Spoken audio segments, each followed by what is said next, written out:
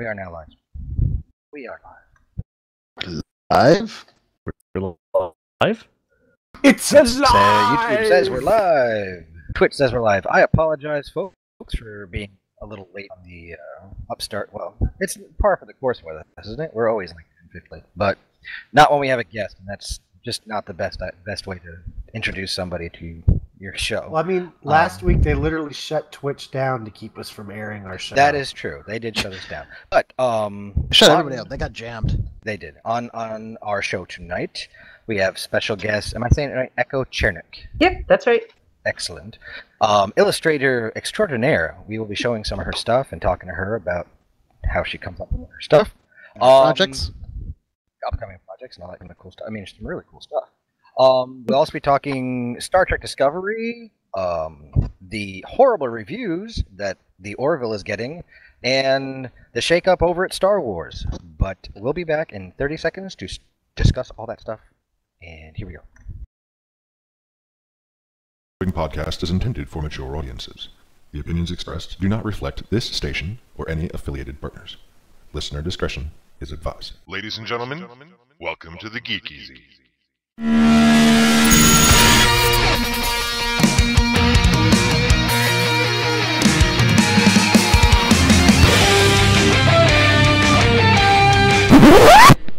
Just talking? Well, what's the show about? It's about nothing.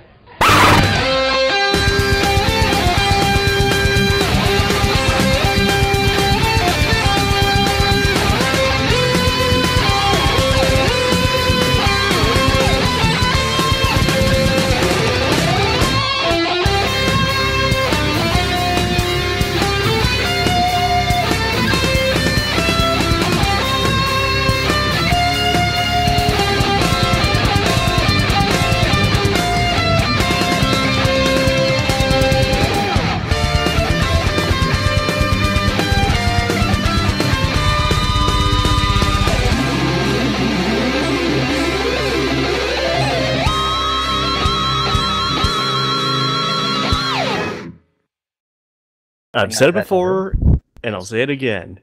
Yay! I'm considered people! Yes. We can always change notice it. I've always wanted to see my name up in pixels.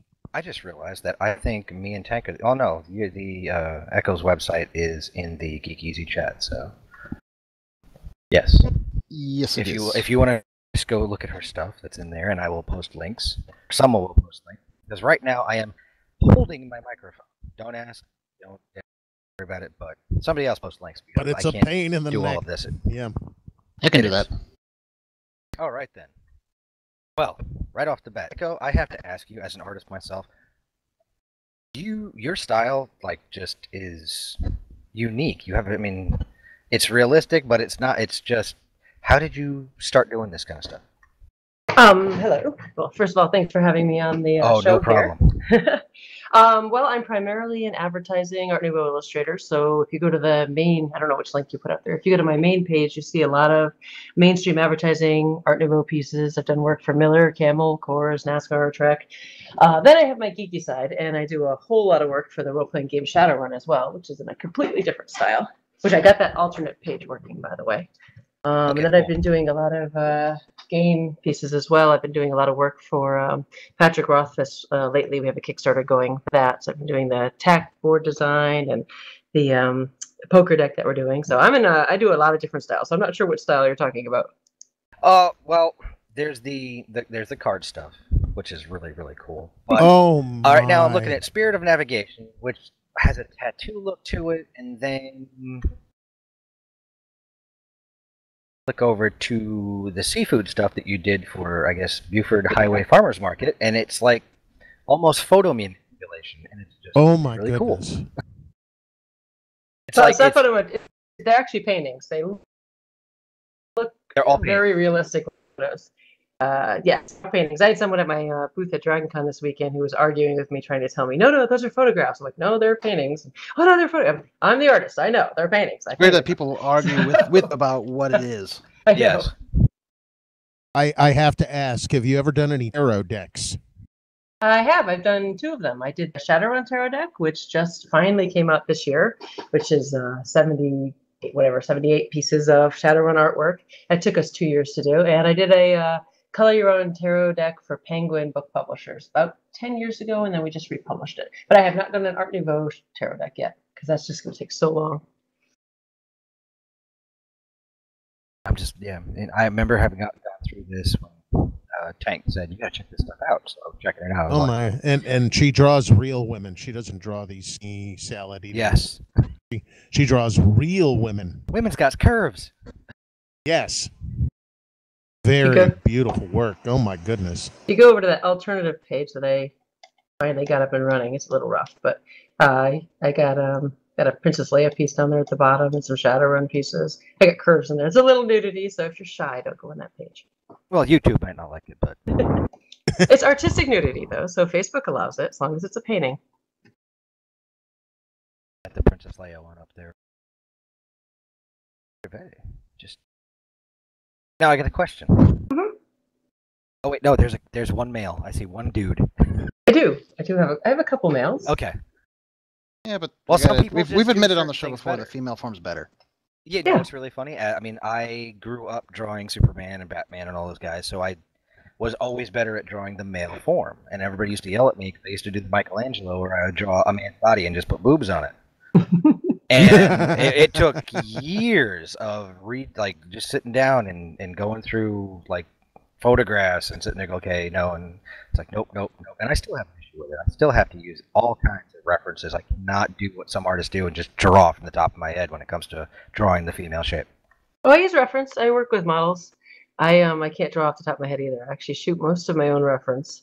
And the paintings are usually I usually take about 500 shots, and I use about 10 or 12 of them to get everything exactly the way I want it, and then I'll do the drawing from that. That's insane. Now, be cautious, folks. This is artistic nudity being shown here, but that's a painting. That is not photo manipulation. That is painted, and that is awesome. Which one are you looking at? Oil paint. That's astounding. Why have we not had you on earlier? Because I didn't find her until Gen Con. Wow. The depth of color in the skin is just wow, lady. Which one are you looking at? just wow. The Dreaming of Beauty. Oh yes. Wow. How long did that take you? About 3 months, but not totally, not completely. I mean, I did other jobs in the way, so about 300 hours or so. I'm not a fast painter, so when it comes to the oil paints, they take a long time, but they're fun. Well, what's the saying? You can get fast, or you're going to have it good. That's the original for that's about 48 inches wide, I think, for that one. And that model actually is Canadian. I went up to Canada and shot her in Vancouver. That's it. I'm moving to Canada. Now it's funny. Her name wasn't Marie, was it? No, but I have used Marie Claude Bouvenet, who's in near Montreal, I think. And we invited her to the show as well. Whether we hear back from her is another story, because she's a busy woman. Oh, she's awesome. She's so much fun to work with. So I used her for a couple of my pieces. One of my Shadowrun pieces, I had to kind of downsize her a little on the top because, but she's an amazing model and she's awesome. It's like, yeah, you've got clients that are all over the board, but honestly, I think your personal stuff is so much better. It's just really, it's you. It's like you're just putting yourself down on there, and pretty sweet. Thanks. You can see the passion. You can see it's like when you're doing. I mean, I do the same thing. When I do commercial work, it's commercial work. It's like, yep, okay, yeah, a lot of copy paste, a lot of this, a lot of that. I mean, I do a good job, but it's still commercial work. And then it's like when I do my own stuff, I'm allowed a little more freedom. That's right. My time. Well, it's like when I'm doing art production, I refer to myself as an art whore. You know. Yes. I would. Yeah, I was. But when I'm doing stuff for myself or for my projects, then I'm not a whore. You know. Oh, I love the commercial work. I wouldn't give it up for anything. I like each. The reason I work in so many different styles is that each project is different and has a different challenge to it and has a different puzzle to solve. So whether it's a vector piece for Celestial Seasonings or it's a full out oil painting, which I was commissioned to do the Dreaming of Beauty piece by a collector, and he wanted me to do beautiful princesses, and I wanted to do neoclassic nudes that you notice the form first, and then you kind of notice the symbolism later. Or whether I'm doing the Shadowrun pieces, I've been doing a lot of game board design and package design lately, and I love that too. I love everything. I love doing all Well, of what's it. especially nice is being in the situation you're in where you can work at your own pace and you don't have anyone breathing down your neck too much. And so that allows you to do what you do well. Mm-hmm. And that's splendid. Now, I'm not seeing, I haven't actually looked. You just said Vectorworks, so I'm guessing you do it with Illustrator and stuff like that. Do you do other digital paintings, or when you paint, is it always like... Yep, I do the pieces that you saw for the farmers market. Those are digital. Okay. The beauty and the rest of the princess pieces are oils, and then I do a lot of vector pieces. Like I did a tattoo sleeve for Doctor Who for BBC America. That's all vector, and then I do a lot of package designs. Those are all vector. So if you go to my main portfolio page, like the first one is the in the upper left-hand corner, the girl with the nutcracker. That's more of my Art Nouveau style, and that's mostly vector, but with a little bit of actually that one. No, that's all vector. Sorry. Some of the other ones. This photo right here. That one's all Staircase. vector, yeah. Oh, the staircase yeah. photos is. I love seeing this kind of stuff when they use artist pieces. Was that designed for a staircase, or did they just do that? I had to, for this particular piece, they flew me down to go talk to them, and this was a big relaunch of the Nutcracker. They're the longest running Nutcracker in apparently the United States. And I went down there to look at the set and take pictures of all the new costumes. And then I specifically had to design a poster that could be used in many different ways. They needed the long, thin one, which is about 72 inches high. I think it's really tall. And then they needed one that could be used in regular poster format. Then they needed the billboard, which is also on that page. That's actually going to be on the side of the highway this fall.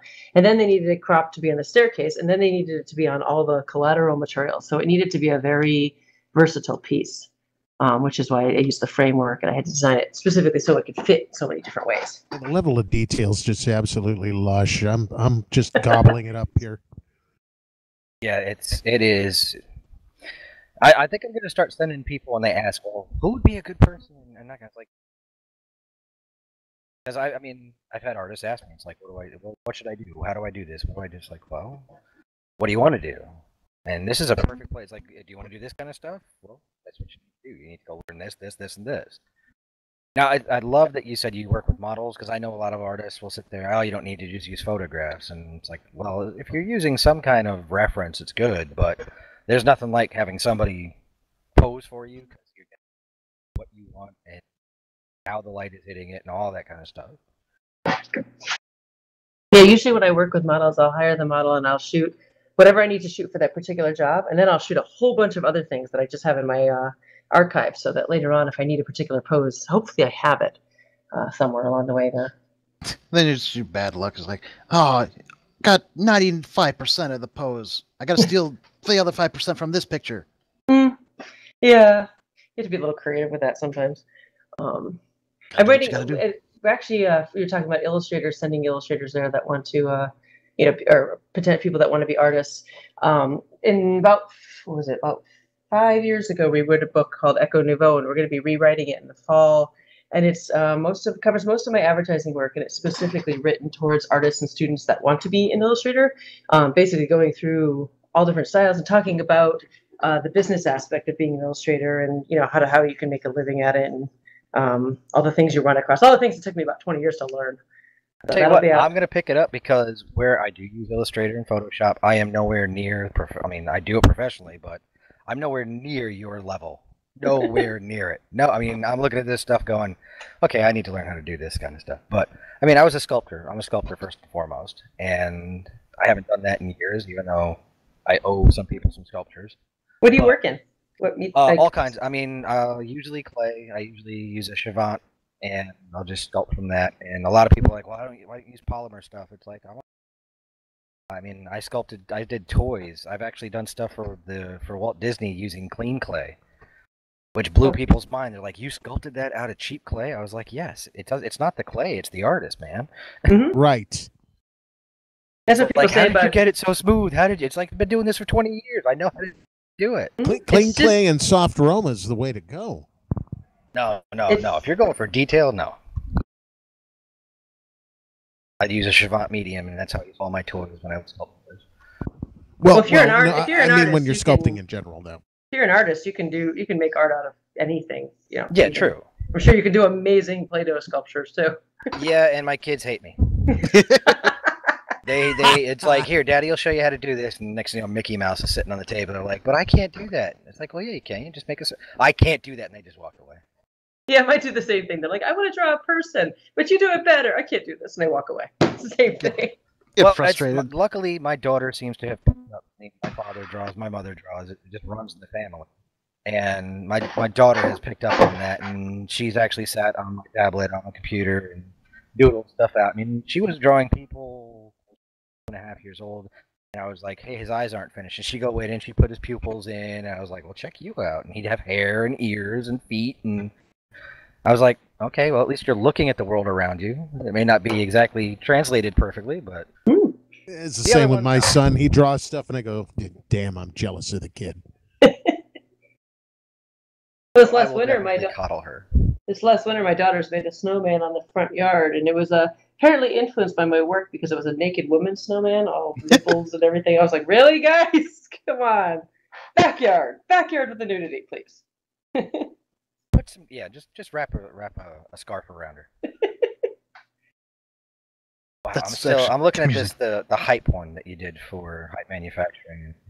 It's just so subtle, but it's awesome. That was for NASCAR, actually. The guy who owns Hype Manufacturing, that was for a car for NASCAR, and he was involved in NASCAR some way. It was his personal car, and that won several awards. That was kind of cool. That kept me crazy busy for several years.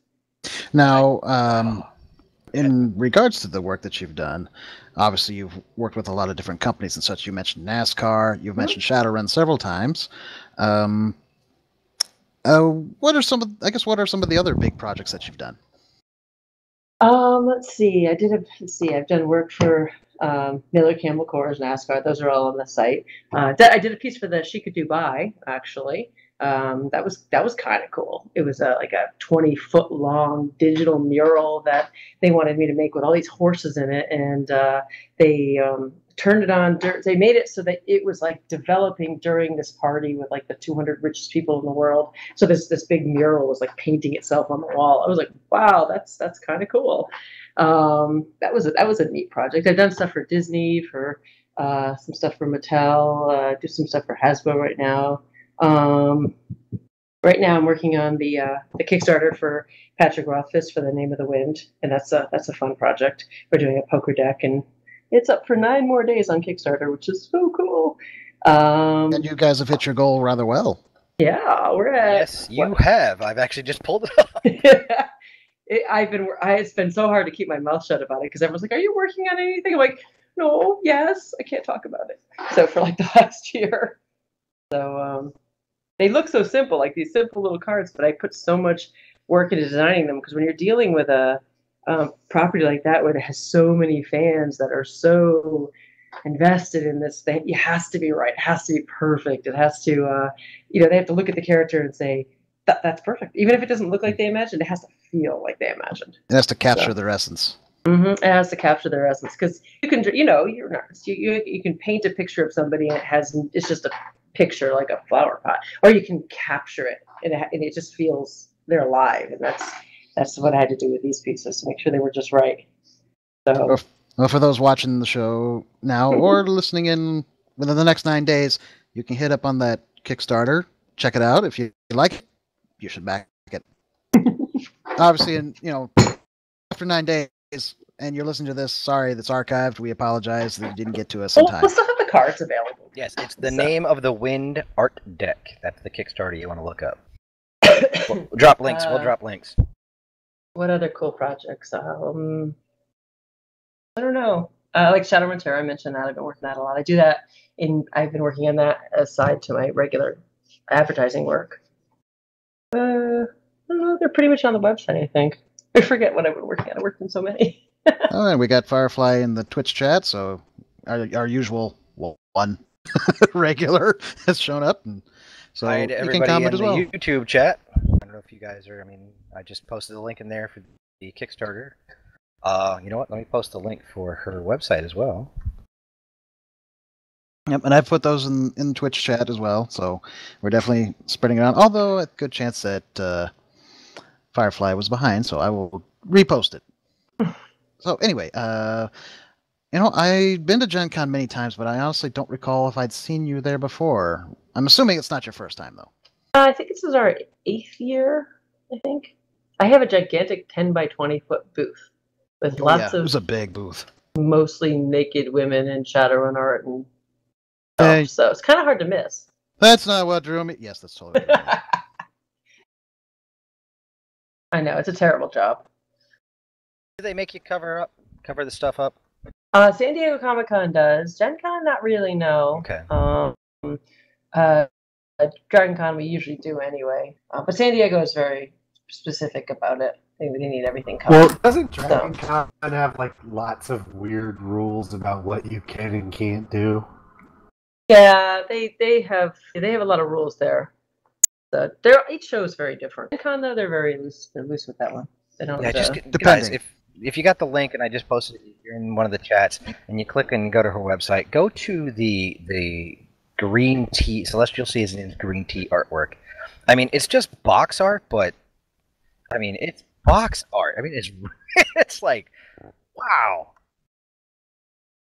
A lot of work goes into that just for marketing. It blows my mind. It's just like. I had ice cream for Publix too, and it was fun because they would mail me. The first time I got this, they mailed me a cooler. I get this cooler, and I'm like, all right, what is this from FedEx? And I open it, and it was like something from a horror story. All this dried ice, because like this fog comes out of it. I'm like, oh my god, they mail me a head. What is this? And it's like factory labeled half gallons of ice cream with like factory labels on them, like there's some kind of experimental laboratory thing. I was like, this is amazing. It's like laboratory ice cream. So I gained about 5 pounds on that project. Oh man, that would be great. You can videotape that. You open up. It was like pouring out. I was like, "What's that? Hands are cryogenically frozen something." That was cool. Quickly call them up. What did you guys send me? The head of Walt Disney. It was Coming from Publix, you never know. Speaking of Publix, and to all my friends out there in Florida, if you're listening or you're anywhere around, just stay safe, please. I got tons. I mean, my daughter and I were just talking about that. Like, why don't we just move back to Florida? And then she saw the hurricane, and she's like, "Boy, I'm glad we don't live there." Oh yeah, there's a hurricane coming, isn't there? Huge hurricane coming. Yeah, we lived in Florida for 8 years, and after the first few years, they were all like panicky about hurricanes. We lived there when there was a lot of hurricanes, and after about 4 years, I gave up watching the news. Every time I'd go to the grocery store, I'd be like, "Oh, I turn the news on." This is literally the largest Atlantic hurricane. Is it on bigger record. than Floyd? Most powerful one. Most powerful, excuse me. Yeah. Most powerful. No, it's bigger than Andrew Andrew. was the most powerful. Andrew was powerful but small, and Floyd was big. This is more powerful than Andrew. The thing is monster. I remember reading they were like, it stays over warm water. The possibility of it getting to a category they haven't even created yet is a possibility. Well, yeah, it's blowing. Cat 6 was a possibility at one point. Yeah, and that's never happened. I don't. Right now, it's blowing. I think 185 miles an hour. That's terrifying. Yeah. I'm probably gonna have to leave where I am in a few days. I'm sorry. I'm looking at pictures of food, and people's like, it's just so mundane. You're like, oh, it's just, and then you actually look at it and you're like, no, man, that's like pasta in a jar. And the champagne flute with, it looks like a ladder inside of it. That was for it's a holiday greeting card for a genetic something company. Was that Vector? Yeah, that's Vector. Okay, because I was gonna say that. I mean, it just blows my mind because I have tried doing stuff like that in Vector, and I'm still learning. I'm better in Photoshop and painting things. It's like I haven't gotten that whole clear liquid in a glass thing down yet. Clear liquid can be kind of tricky. It is tricky. Well, clear liquid, anything kind of transparent-ish. I've had problems with like on glass. I'm trying to see where you're on my website. I took like half my images down because I had so many examples on my site. I'm like, oh, I have way too much work. I'm trying to see if it's up there. Where are you? I am right now on the Roll For It 10 box, looks like. Oh, for yeah. the dice game. Oh, the Roll For It box. You did all the artwork inside, too, I see. I did that. That is a banner. It's on the top, the third thumbnail in on the top. That's the full-size banner. It's 20. The full-size piece of art is Vector, and it's 20 feet by 20 feet. And it has like 1.7 million objects in it or something. I had to stop when it finally, like, my computer was like, no, not doing it anymore. I'm like, oh, I guess I'm done. So, because and it was Vector? I wouldn't do it anymore. That entire that was thing Vector art. Yeah. That's okay, and Vector you had. Yeah, I'm trying to think how. I mean, when you get Vector art that's in the gigabyte size, you're like, yeah, I need to stop. Oh yeah, it's huge. It was. I don't know, like 4 gigs or something. Oh, it's Vector. How bad could it be? Yeah. That if you look at that piece and you can see us standing in front of it, that's the full size piece. It's actually the banner there where you see it is 10 by 20 feet. It actually goes all the way up to the top of the balloon and then all the way down. It's stupidly Which insane. one was that? Which photo? Okay. The third, and if you go to the top row, Nutcracker, then a piece I did for the Bellagio, and then you see the horse head.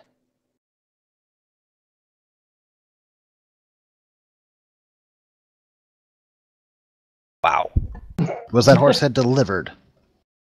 Was what? Was the horse head delivered? in a box of dry ice? No. Just checking.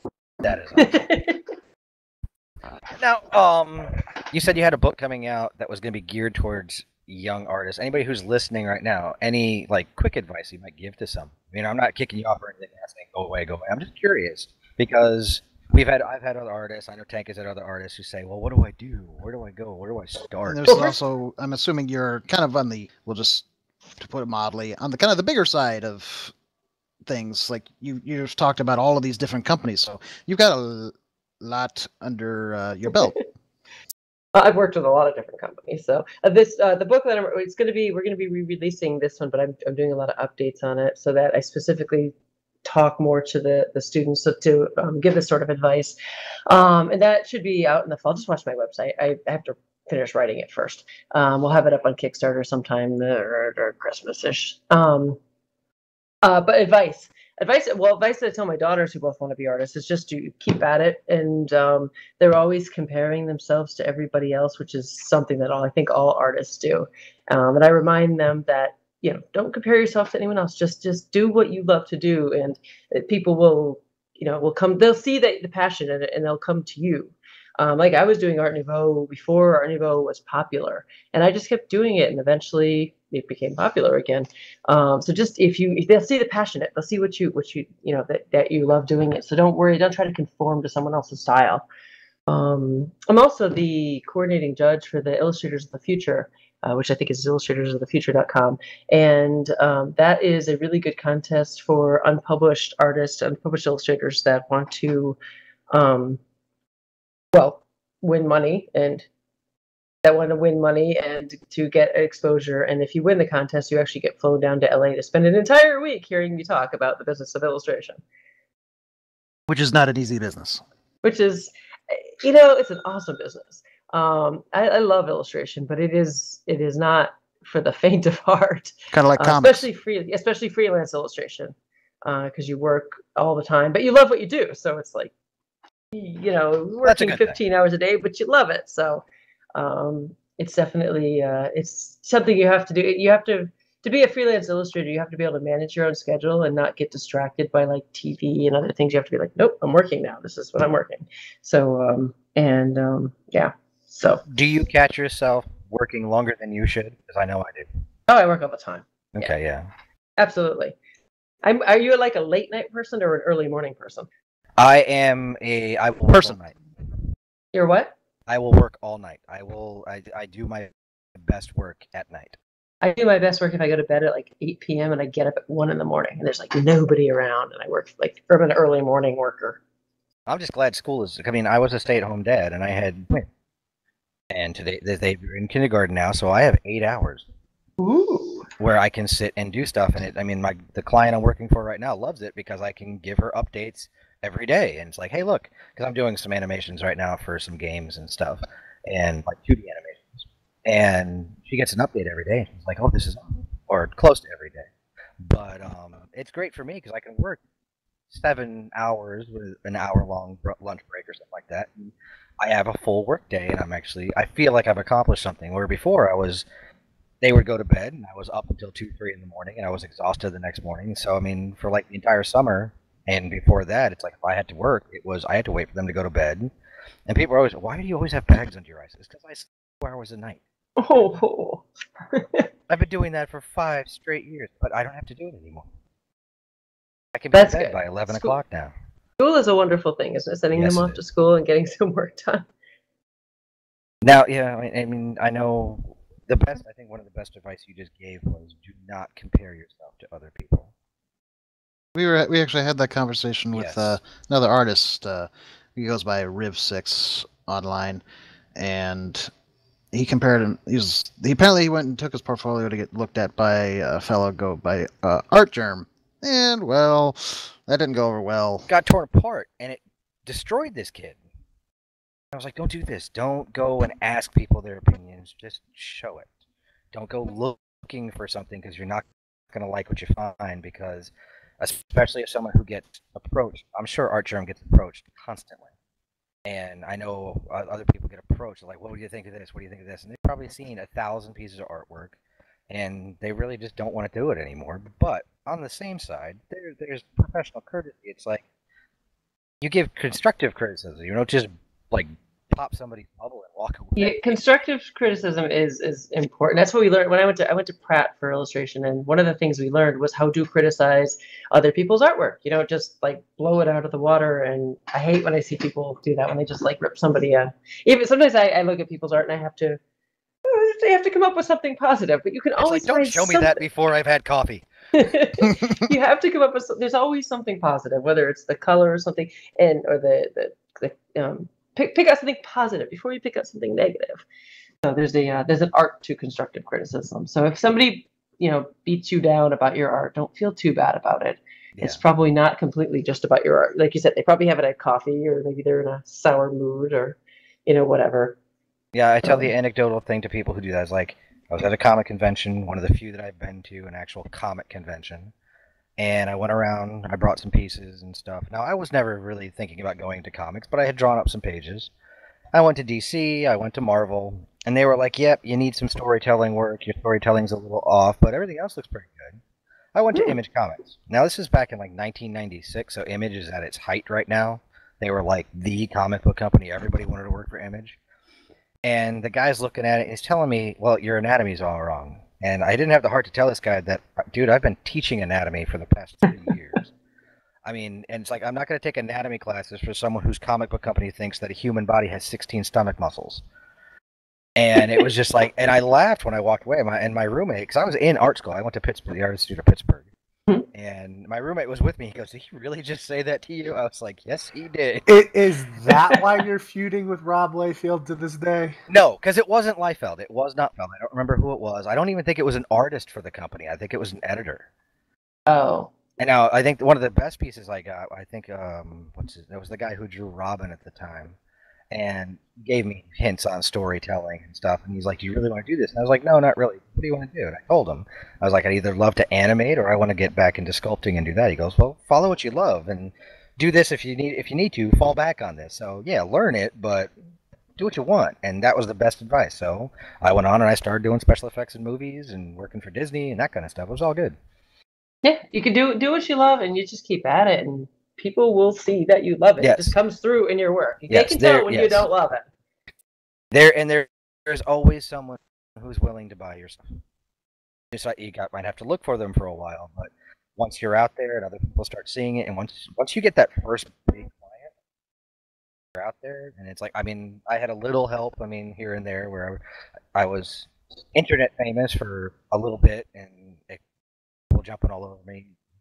But it calmed down since then. But I've had steady stream of work, so. I have to ask now.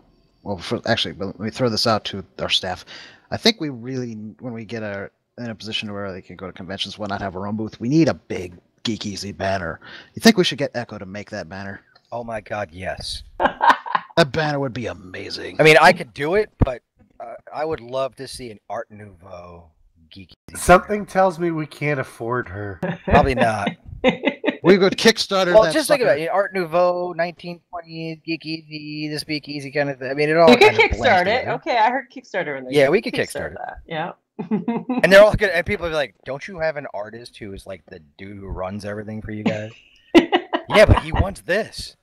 It's like you got to keep in mind, artists have get a little starstruck at what other artists do. Oh yes, all the time. Always. Oh my gosh, and you will get that. Like I said, don't compare yourself with other people, but you will do it. You will walk through and you go, "But I want to do that." I'm like, I look at other oil painters, I go, "But I want to paint fast." All artists do that, don't you? Yeah. Oh yeah. I mean, I don't get starstruck because I've worked with famous people before. I mean, I did television commercials and television shows and stuff. And I don't get starstruck with people. They put their pants on just like everybody else, and you just treat them with respect. And they treat you with respect. They're just with more robot expensive pants. Yeah, but there have been certain artists and certain people. It's like when I met the guy who created the Green Lantern. It was one of those geeky moments where I was like shaking walking up to him. The man is in his like 80s, but he created the Green Lantern. It's like my favorite comic book character. And I'm walking up to him, I'm like, "Oh my god, I can't believe I'm talking to you." And I probably don't know what I would do if I ever met Rick Baker, the special effects artist. Rick Baker. If I ever met Rick Baker, I think I would lose my mind. But yeah, you go to the various conventions. Gen Con is my usual go-to example because I've been to it the most, and you got all these fantastic artists. Some of them have their own booths, such as Echo. Some of them are in the artist. Well, it's not really Artist Alley, Artist Showcase, whatever it is that they call it now. It's changed names multiple times. Like, Tyler Walpole, for example. There's just such a wide range. And I know granted, I'm not good by any means. If I was at my own booth, I'd still want to go to these guys to be like, I want you to make stuff for me, please. How much? I will sell my car, whatever. Well, maybe not that far, but you get the idea.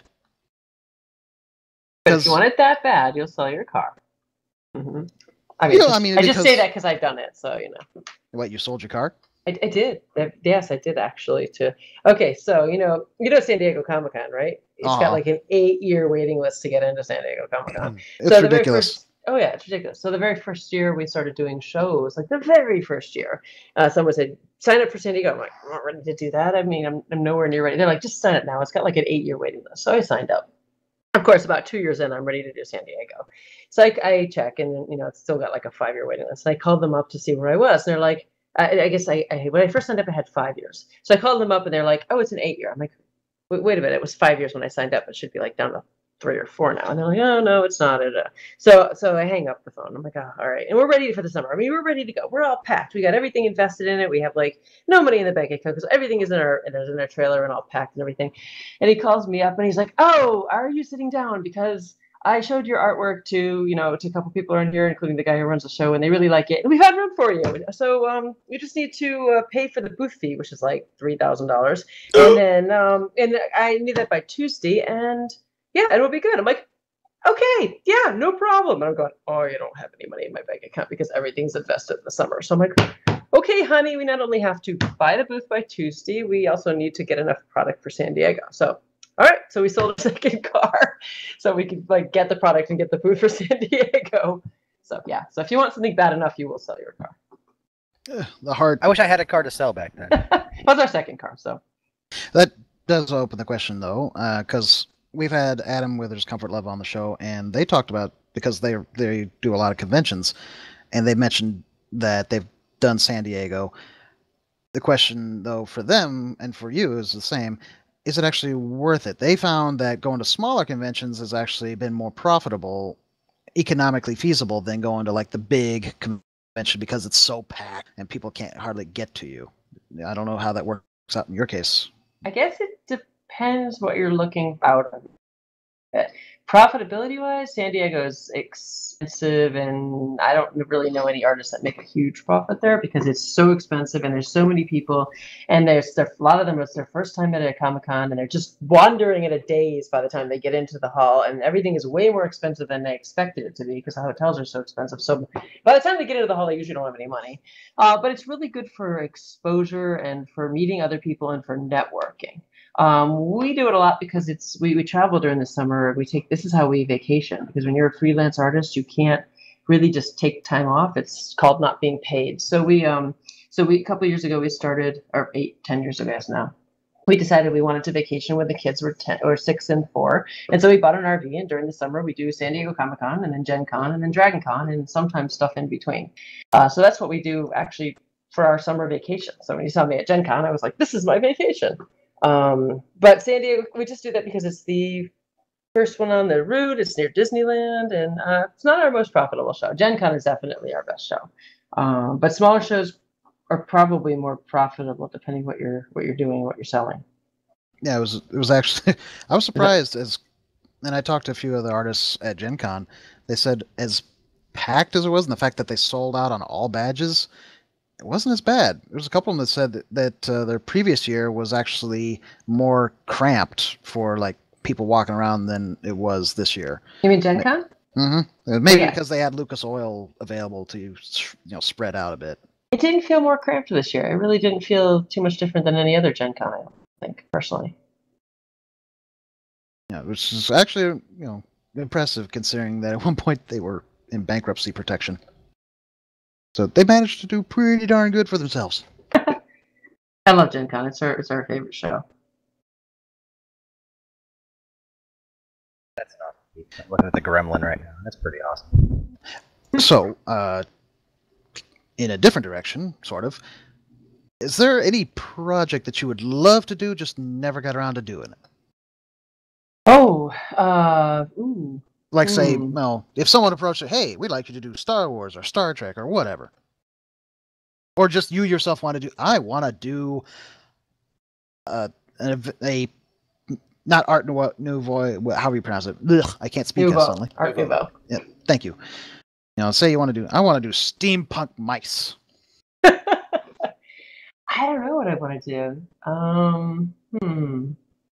Commercial wise, I always said I wanted to just. I don't like very many name brand things. I'm not like a name brand labely sort of person, but I always like Oakley. So I'm like, I could do really, really cool for Oakley. I'm like, I'd like to work for them for something. I don't know. It just sounds like that'd be like you could make some really cool art with sunglasses.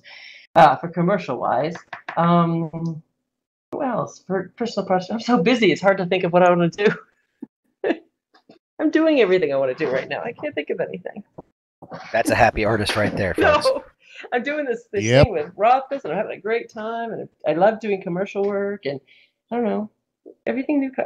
I'm happy. Don't really have a dream project. I mean, you're working in the stuff you want to work in. You're not like, oh, I really want to branch out into working for DC or something. I would say she's living the dream is what she's doing. People always ask me if I want to do work for Magic, and this goes back to what you were talking about with when you were looking for comic work. I just, there's so many people that it's their lifelong dream, and I'm just like, no, I don't know, it just doesn't interest me. That's the big dream of a lot of artists is to work for Magic. And I was actually sitting there with the Magic art director, and I'm just like, yeah, no, I'm probably the only person that's not trying to hit you up for work. Because it's just like you with comics, doesn't interest me. And there's so many people that just want it so bad.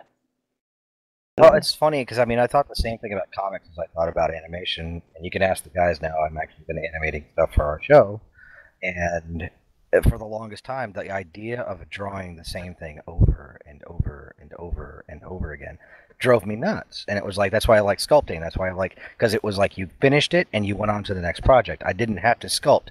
Well, that's not true because I actually probably ended up sculpting like Pikachu's, but it was different Pikachu's, and it was like, how many times have you sculpted Mickey Mouse? To be honest, I've only sculpted Mickey Mouse once, but I sculpted a dozen or so of the Disney Gophers and stuff. They were all different. It was a different Gopher. It was a different this. It was a different. By hand or not? Just. It was the sculpting the stuff I did for Disney was all by hand. Oh, okay, cool. It was all either foam sculptures with fiberglass, or they were clay sculptures that were cast in urethane and stuff like that. But and they're all still out there. I mean, you go to Disney World, and if you go to Universal Studios, you can't walk through Disney or Epcot or probably, let's see, the Art of Animation Hotel and a few other places without seeing at least one piece of something. Oh, awesome.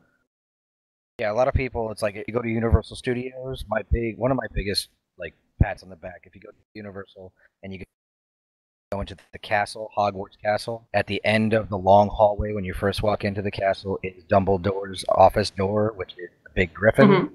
I was the art lead on that one. I sculpted me and like 5 other sculptors, but the guy on top making sure I was making all the calls. And this was, I mean, we were working for Universal and Warner Brothers at the time because Warner Brothers owns Harry Potter, the license for it. And they brought everybody in. They brought like everybody from Harry Potter in to see all the stuff we were working on. And the art director from the movies came in. Oh, and God. I'm shaking. I'm freaking out. And the dude walks up, and he walks up to it, and it's all painted, and it's ready to go. And he walks around it, and he walks around it a couple of times.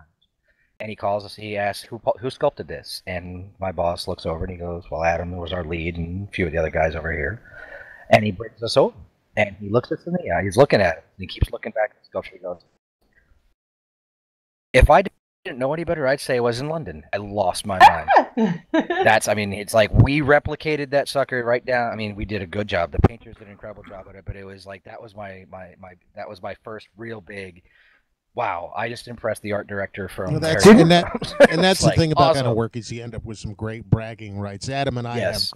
have kind of share that kind of And I get to meet experience. some really cool people. I mean, it's like I have friends that are Imagineers at Disney, and a lot of people are like, why don't you work with them? Because it's more fun to work with them than to work for them, I think. Didn't you miss a chance to work on Lord of the Rings? Yes. Had I had a car, if I had a car to sell, I would have gone to. I would have. I just didn't have the money to get to New Zealand. Oh, Quit selling your cars, people. They Oh, lost. yeah. They lost a What a whole man. lot of artists. They lost a whole lot of artists to episode 2, and I got the letter, and it was like, the call went out for artists and for anybody who can work in clay and all. It was like, hey, if you can get here, it's room, board, everything's all yours. You just have to get here. I didn't have the $1,700 at the time. Oh, sell your car. Yeah, I didn't have a car. I couldn't sell that. I was like, okay. And No. what made it worse is I had just signed a contract on a small horror film that was shooting in New York. So I was like, I'm sure they would let me out if I was like, guys, I got to go work for Lord of the Rings, and you're just gonna have to let me go. But I mean, and what sucks even more is that film never got finished. It's Then laying in limbo right now. There's a certain amount of professionalism which holds you back and goes, I can't break my current Yeah, thing. I don't know about It you, was but it you're was like, just like because I never really told anybody. I didn't tell me. It's like, well, why didn't you ask your parents for the money or ask somebody? I was like, because I can't do that. It was stuck with But- you anyway. People would have known. Well, that's the guy who'll break his word. Or yeah, you whatever. have Yeah. a commitment, you know? I did have a commitment, but I mean, it was one of those where it's like, that's one Yeah, of but you- those. If I had turned left, where would I be today? Yeah. Not here. I wouldn't be here. I wouldn't have my kids. I wouldn't be married to the woman who I'm married to. And it's like all of that stuff would never have happened.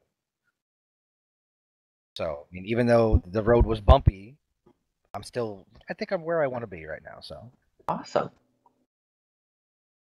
it was bumpy. I'll tell you that. It was bumpy. Don't let anybody ever tell you guys, oh, art is easy. You can make money in it, but it's a bumpy road. Yeah, but it's fun. Like, It is bumpy, fun. like, driving over the sand dunes, bumpy. And Yep. and I think I think one advice I would is like, don't get tied down too quickly because you need to be able to be up all the time. If you're gonna do it freelance and stuff, it's like it's you have to put your mind to it, but if you're starting early, don't think that you're gonna make money right away. You're gonna settle down. Well, it's not gonna happen. I remember when I was in college, one of my instructors told me it takes about an average of 10 years to get established as a freelance illustrator.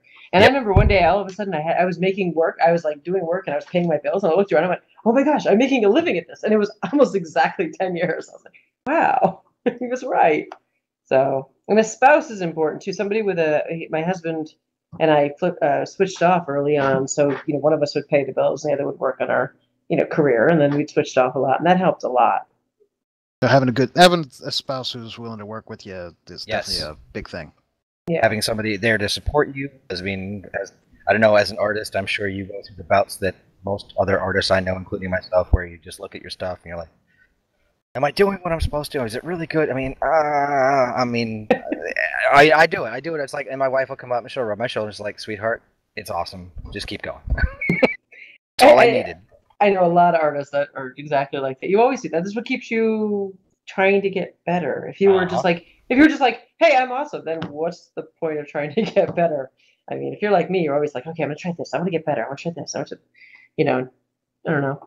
Well, I made that mistake early out of college. I made that mistake where it was like I got patted on the back throughout college, and I had people. I mean, my teachers and stuff there had worked in films, and they're like, "You keep this work up, and you'll get hired, no problem." So I was like, "Okay, here we go." Da, da, da, da, da. And my first year out of school, it was just like, man, I am getting tired of eating ramen noodles. Where is all this work everybody said was coming my way? Because it's dive exposure.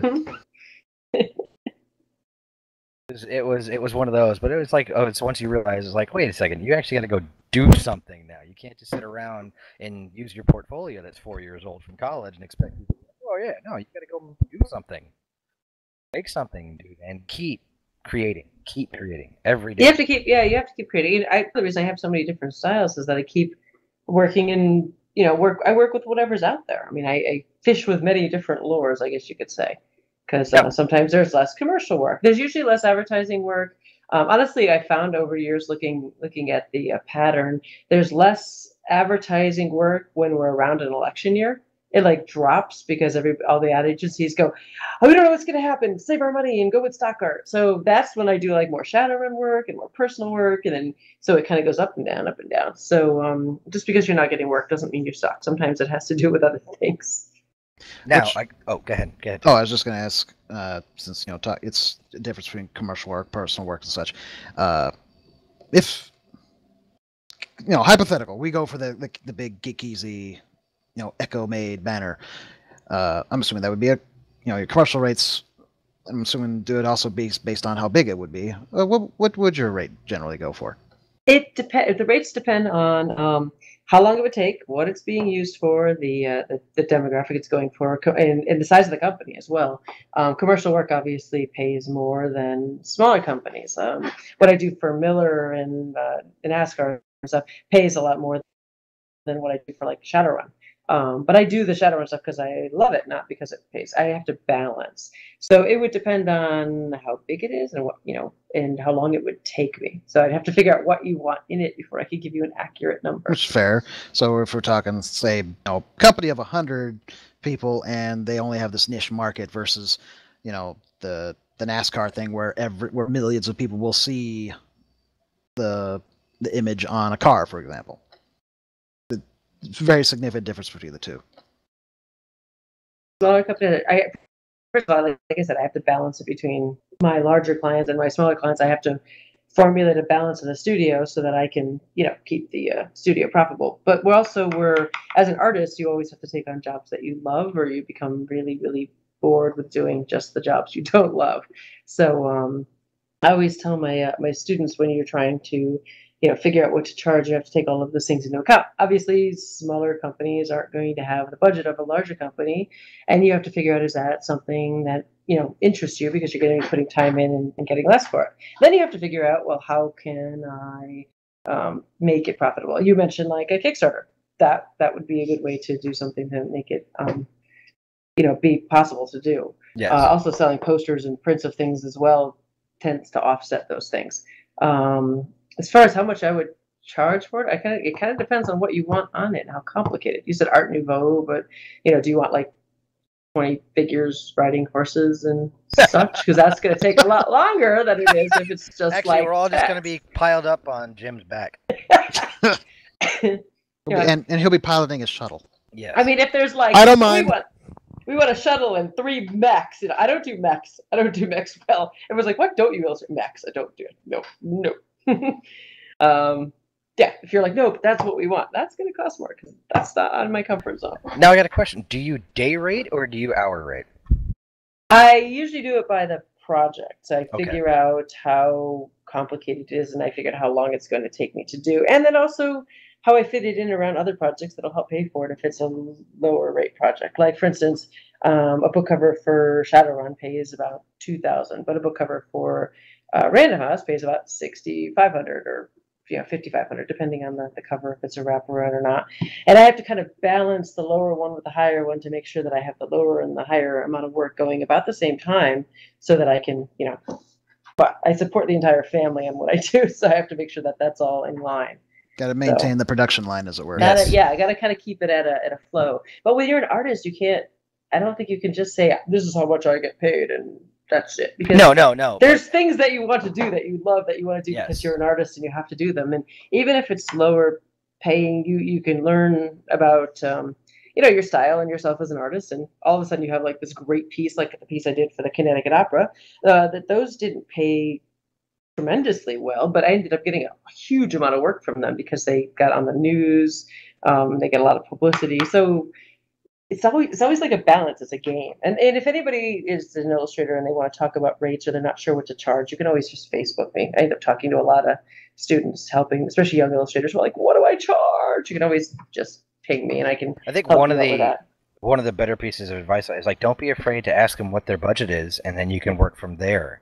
It's like, don't walk in there and go, oh, my hourly rate is $35 an hour, and this is no, because you're gonna walk in, you're gonna freak them out.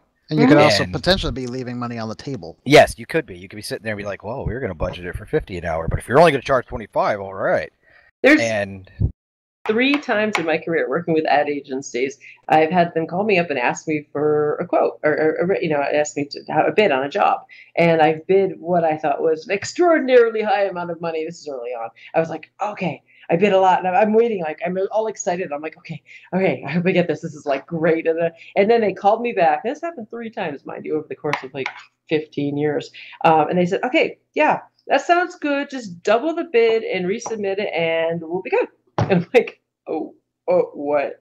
Then the thing is, people forget is that ad agencies, they have to, like, for instance, if they're doing work for Miller's going to expect to pay $50,000 for that job, which means they are going to be expecting to pay the illustrator $25,000 for the job, which means if you bid $10,000 for the job, well, they need you to bid more. So, you just bid more, and then it lines up with the numbers, and then they can pay. Because if you're only bidding $10,000 for the job, they can only double that and charge Miller that, and they want to charge Miller $50,000, not $20,000. So it depends. The budgets are always very it's you have to kind of feel it out. You have to get a feeling for what they are, and you have to be a little flexible with it. But asking their budget's a great idea.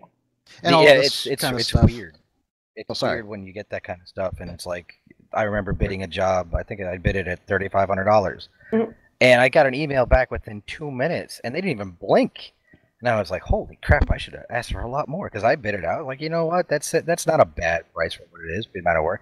It ended up getting me more work from the same company because of my rate, but I'm thinking I really should have charged more. Yeah. Because there was not even a hesitation. It was like, all right, you're hired. I was like, okay. When they're that fast, that you done goofed. I done goofed. But now I started with the day rates and stuff, and I figured out how much that's going to cost me per day sitting down at my computer. And don't forget to factor in, it's like, it's not just your time, but I mean, if you're paying for Illustrator and all that, you got to look at that. And it's like, how much are they doing for that? And you've got bills to pay for your supplies, and so it's your time and your supplies and all that. And yeah. And things like your health insurance and everything else is, when you're freelance, you have to pay more usually for health insurance, and everything, and everything else costs more. So you have to calculate all of your expenses in. And don't let that random guy who goes, really, it's just drawing, how come you're charging so much? Don't, he's not going to pay you, walk away. Okay, you just move along. But these are things that end up being described and explained in some further detail in your book, right? Yes.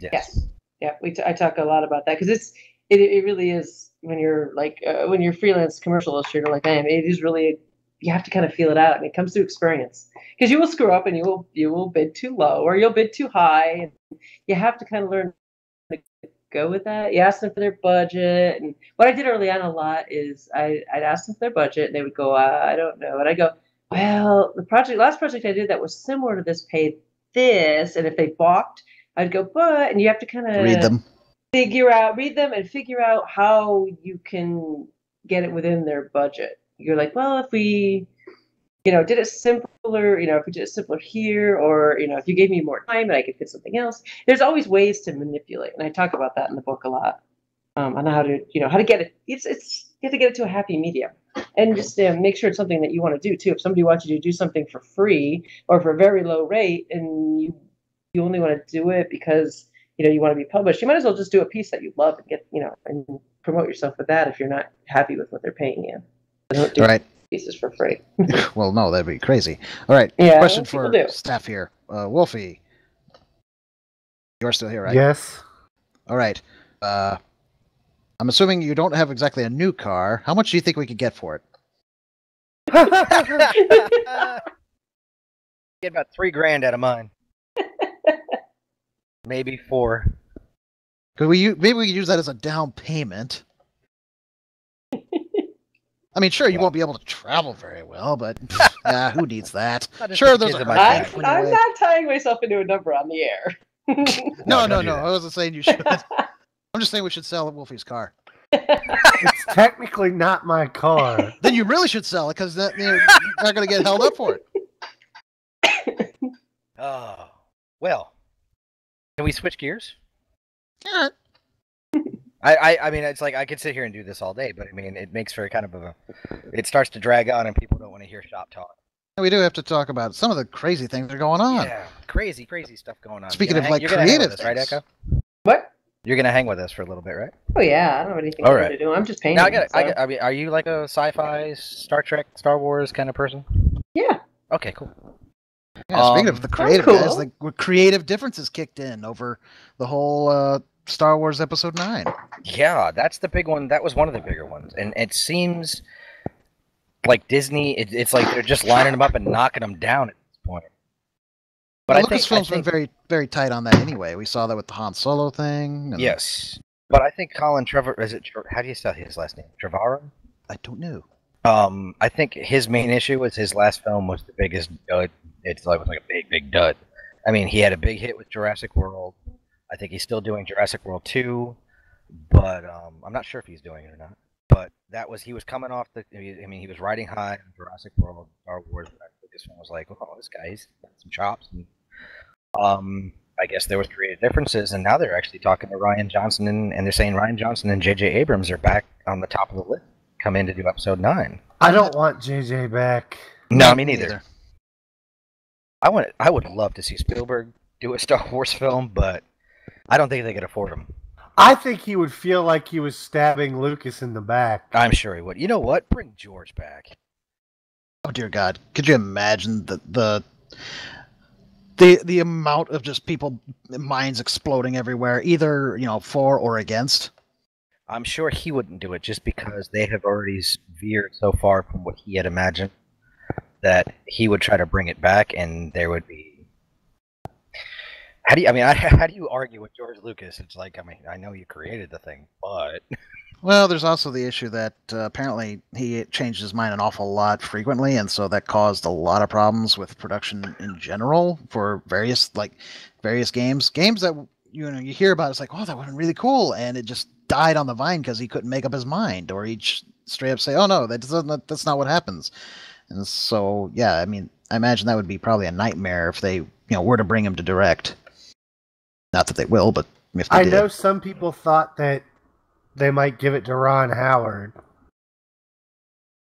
And people are having issues with him already because there was the What are the issues? He's doing the Han Solo movie. Yeah, I know, but what are the issues with Ron Howard now? Well, he had it was a faux issue. It wasn't even an issue. There was an what's his name? Who was completely cut from the film. The black man who was cut. What was his Michael? I cannot remember his last name. I don't know. Michael K. something. Duncan? No, it's not. It's an actor I'm not too familiar with, but I guess he ended up on the room floor after Ron Howard started doing rewrites and stuff. And then the guy that plays Vision, again, I can't remember his name for some reason, was brought in, and a lot of people were flipping out because there were rumors that he was playing the same character, and that they had fired a black guy and they hired a white guy, and that was not what happened at all. He's playing a completely different character. Ding dong. Hello. Sorry. It's okay. It's okay. But I mean, it was a non-issue because it wasn't true. But of course, the internet takes something like that, and Twitter explodes, and next thing you know, Ron Howard sit there and try to put out as many fires as possible, and Lucasfilm has to calm everybody down. It's not what happened, but I don't know. There was that issue, but I know Rian Johnson because I guess they're really happy with what he's done so far, Episode 8. So well, they haven't replaced him yet. They haven't replaced him yet, and I did not realize that Gareth Edwards got replaced. What was Gareth Edwards doing? He did Rogue One. They brought somebody in at the last minute to do reshoots and stuff, and they didn't bring Gareth Edwards in. They brought I didn't know that. I did not know that either. Oh, what? You mean when they changed the ending? I think so, but I thought Gareth Edwards had changed the ending. I thought he wrote that. He's still listed as, He is still listed as a director. I don't know. There was a couple of sites headed up somebody else that there have already been 4 directors that have been pushed aside for new directors by Lucasfilm, and I was like, 4? I can only think of 3, but they named this other guy, and they said that Gareth Edwards had been pushed out. So, you know what though? Episode 9 is still so far out, and had to rewrite it anyway because of Carrie Fisher's death and stuff like that. So, I mean, I'm not concerned. I mean, Rian Johnson, I'm guessing, like I said, I mean, even though he keeps going up and down saying I'm not rehashing Empire, I keep seeing a lot of Empire rehash stuff that kind of scares me, but right down to the idea, it's like, let's see, young kid, old Jedi, walkers, white planet. Yeah, okay, that's kind of Empire to me, but I'll wait and see. I got 100 days. Yeah, looking forward to it. Me too. But on the Star and sci-fi news, the big one that's come out in the past couple of days, I guess the Orville. Well, Discovery has not had any reviews. I don't think anybody's seen Discovery yet, but there's still the uproar. Not like Star Trek. You got Facebook pages popping up left and right. How true Star Trek fans shouldn't watch Discovery, all this kind of stuff. Now, I have not bought All Access yet, and I just found out I guess you get your first 2 weeks free. So I mean, I might just do it, and if I don't like the show, I'll just cancel it. I'm not gonna make any decisions on it. Do I like what I see so far? Okay, maybe. But I'll watch it, and if I like it, I'll go watch the second episode. I'll sign up for it, and I'll watch the second episode. I'll give it 2 or 3 episodes, and if by the 3rd episode they haven't really grabbed me, I'll move on and be like, it's not going to hurt my feelings that there's a Star Trek I don't want. I'm not going to lose my mind and say, you ruined my I mean, the ridiculous screaming and yelling that's going on over a show that hasn't even aired yet.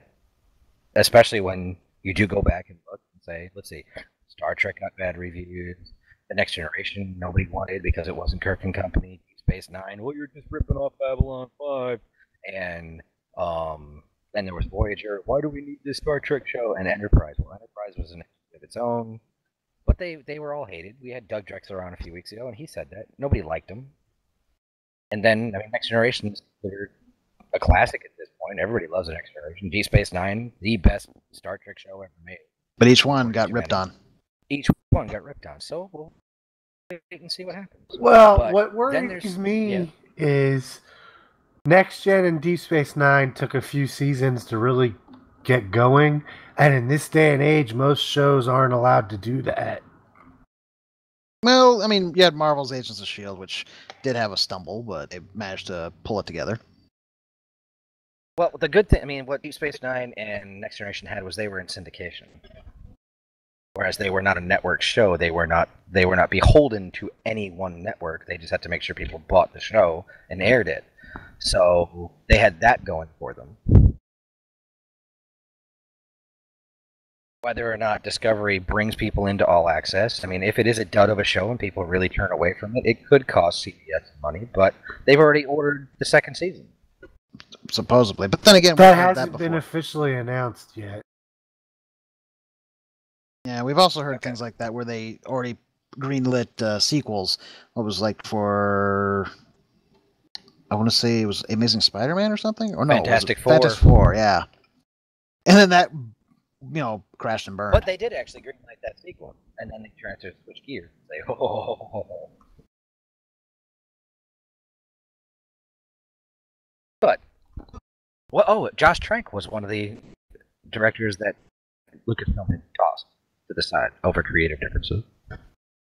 Wasn't he supposed to do He was supposed to do 8, right? Supposed to do what? Trank's whole career has gone down the toilet.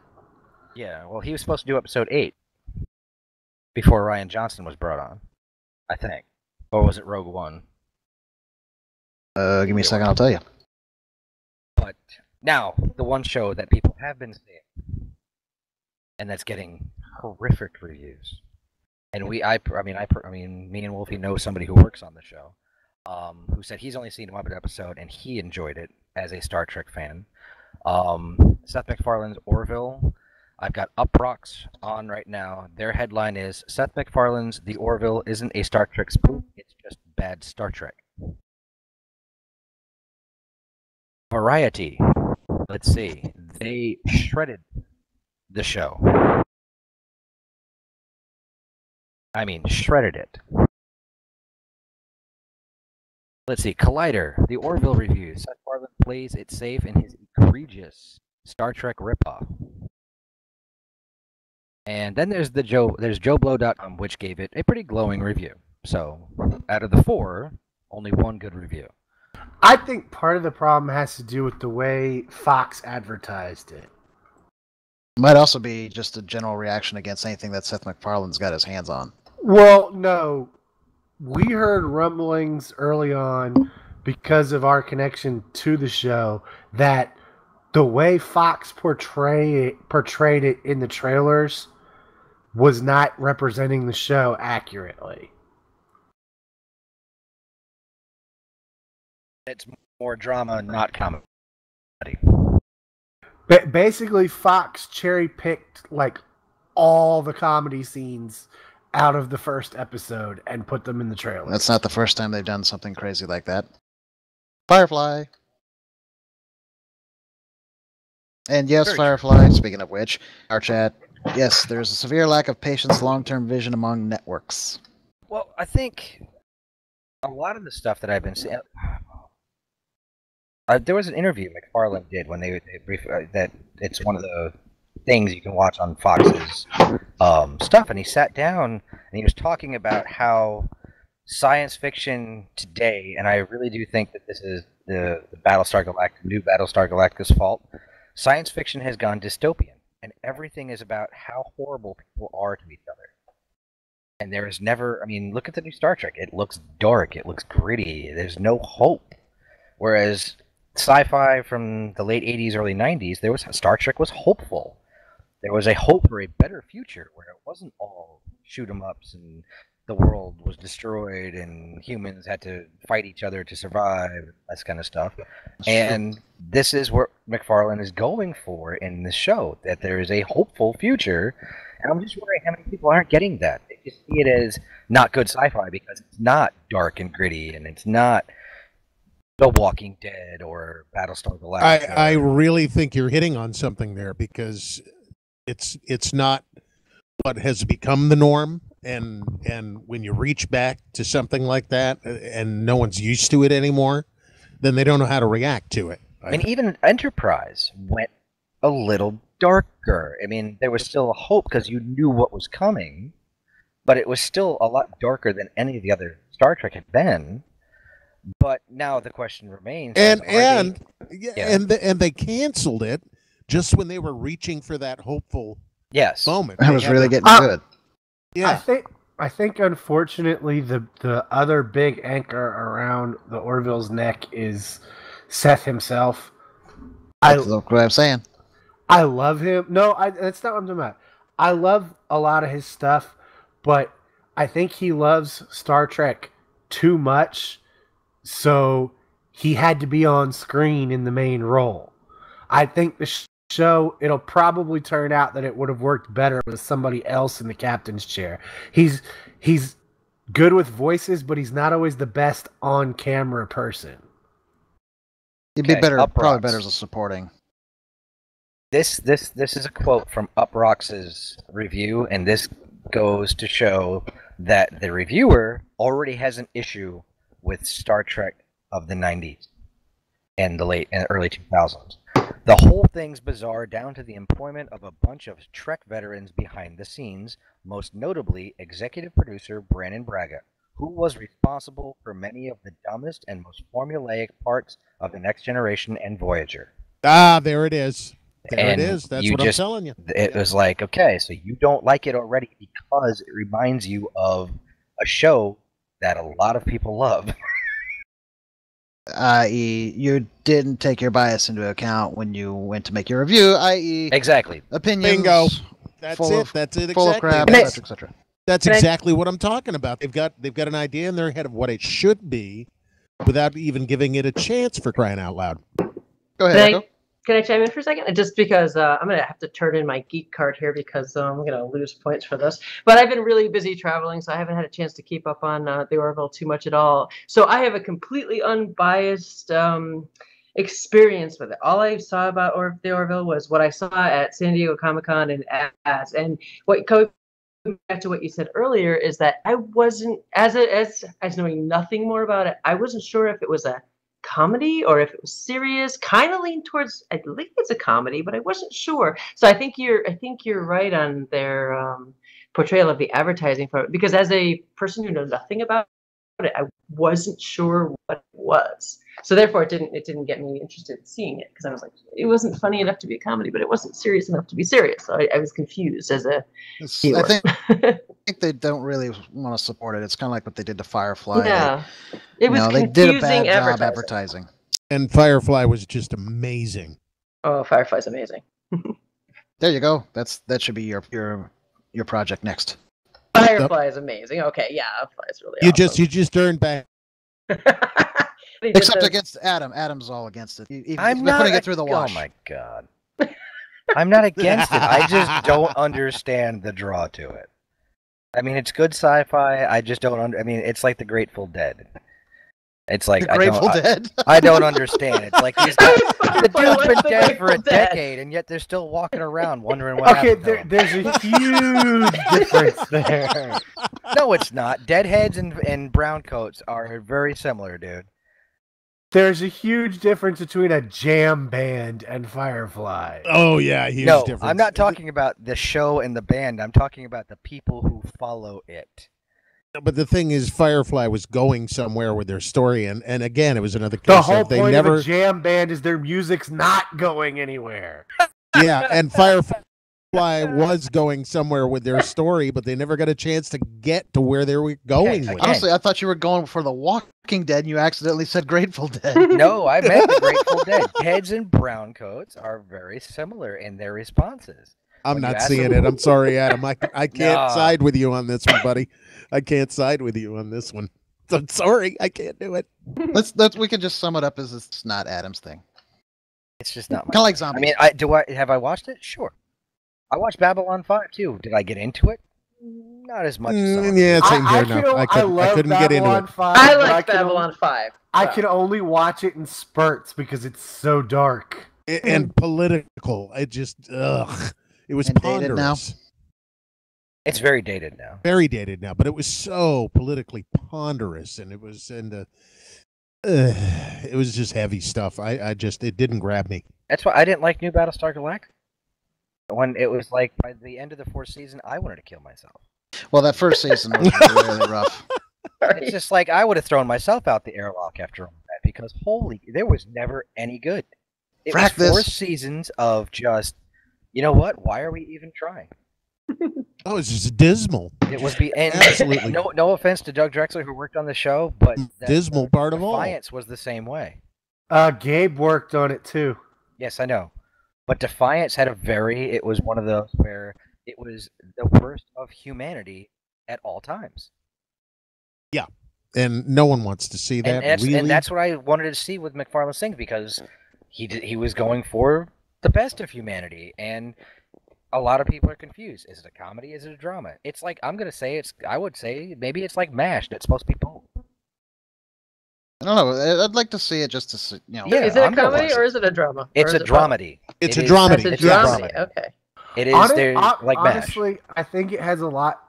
I know some people have avoided this comparison simply because they view Galaxy Quest right off the bat as the superior product. But I think it has a lot in common with Galaxy Quest, which had a lot of funny elements to it. But ultimately, I'm not sure Galaxy Quest is a comedy. It's not.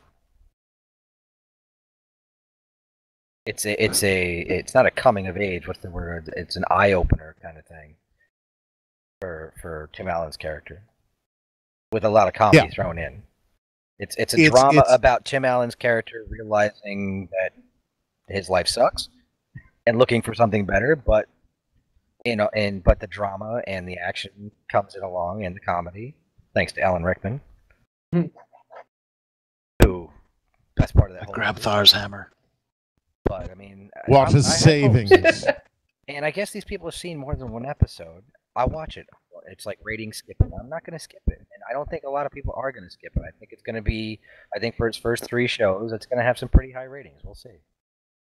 Well, it's going to have high ratings just because of where they've put it on the schedule. True. But I'm not watching it because I like the Family Guy. That's the other thing that's throwing people is Fox's schedule. It's a mistake that Fox made when they the trailer together was they were like, well, Seth's a funny guy. Let's put all the funny stuff in because everyone knows Seth's a funny guy. So we'll do all the funny. Yeah, that's what we'll do. He's also not very PC. And a lot of people are having issues with that too.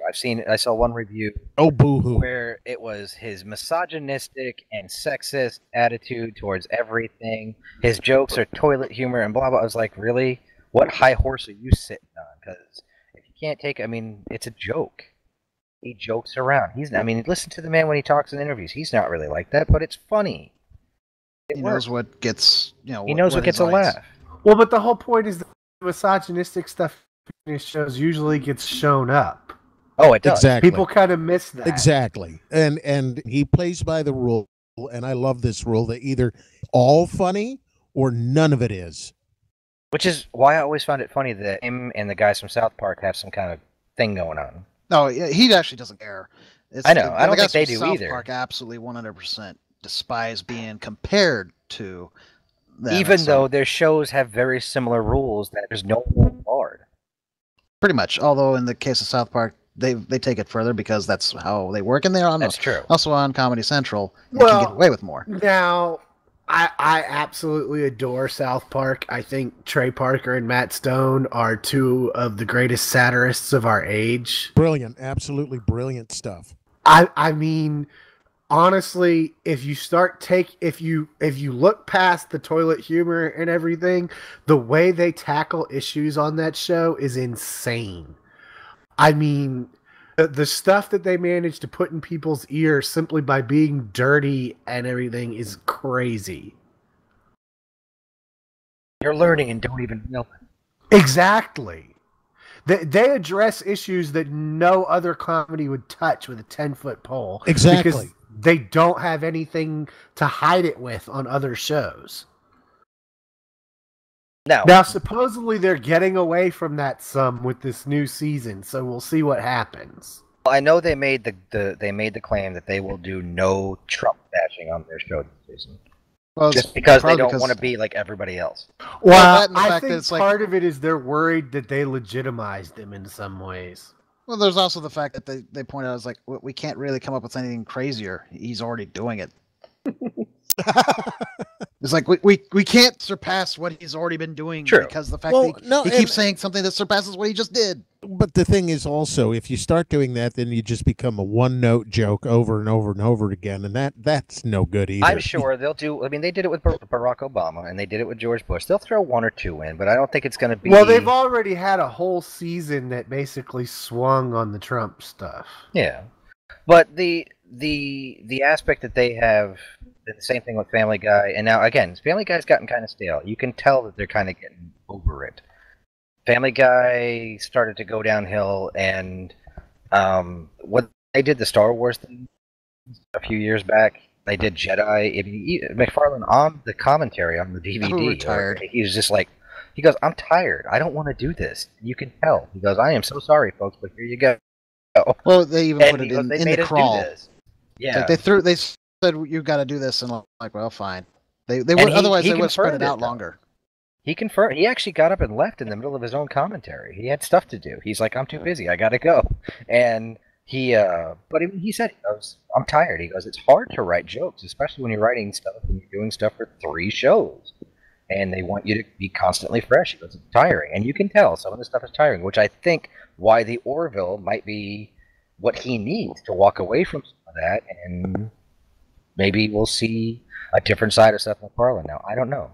A lot of people are complaining because he doesn't have the acting chops for this show. I think he does. I think that what I like about the character he's playing is he's playing him as just a regular guy who's trying to do the best he can. And apparently the character has a reputation of being a screw up to begin with. In the trailer, they say, you weren't anyone's first choice. So this is going to be someone that we can relate to as that kind of person who has made their mistake, and now he's trying to redeem himself. He's been given this opportunity to prove them wrong, and now we'll get to sit back and watch him try to do that. I find that entertaining. I'm really looking forward to the Orville. I just hope it's not one of those things where I'm doing my best to enjoy it despite his performance. I hope he shows here that he can act a little better than he did in that Western comedy that he did. True.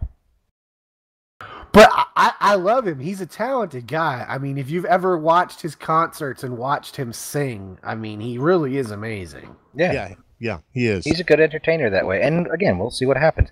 I want to backtrack just a little bit, because whereas Fox made the mistake of hyping this wrong, instead of hyping it as a dramedy and showing people that look what we're going for, they hyped it as a comedy a la Ted or Family Guy, and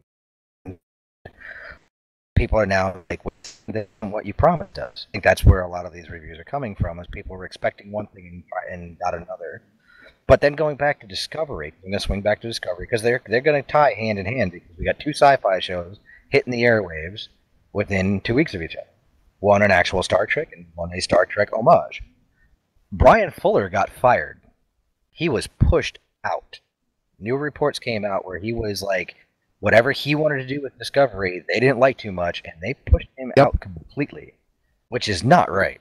I mean, he came with them, he started it, got it off the ground, look what we can do this, we can do that, we do this. He was a Star Trek fan, he wanted to do Star Trek, and they're like, well, no, we want to make it look more like this, we want to do this, and they pushed him out completely.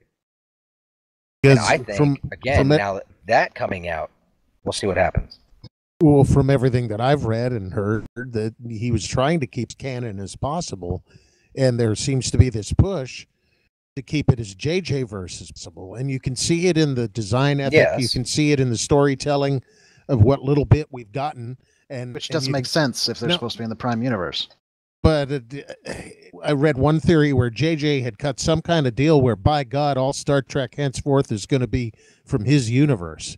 What? No, that was back in the day when JJ was trying to get a TV show off the ground. Yeah, I know. But they're thinking that some of that still is kind of hanging in the air like a fart. Well, those aspects of that contract expired, though. Yes, they did.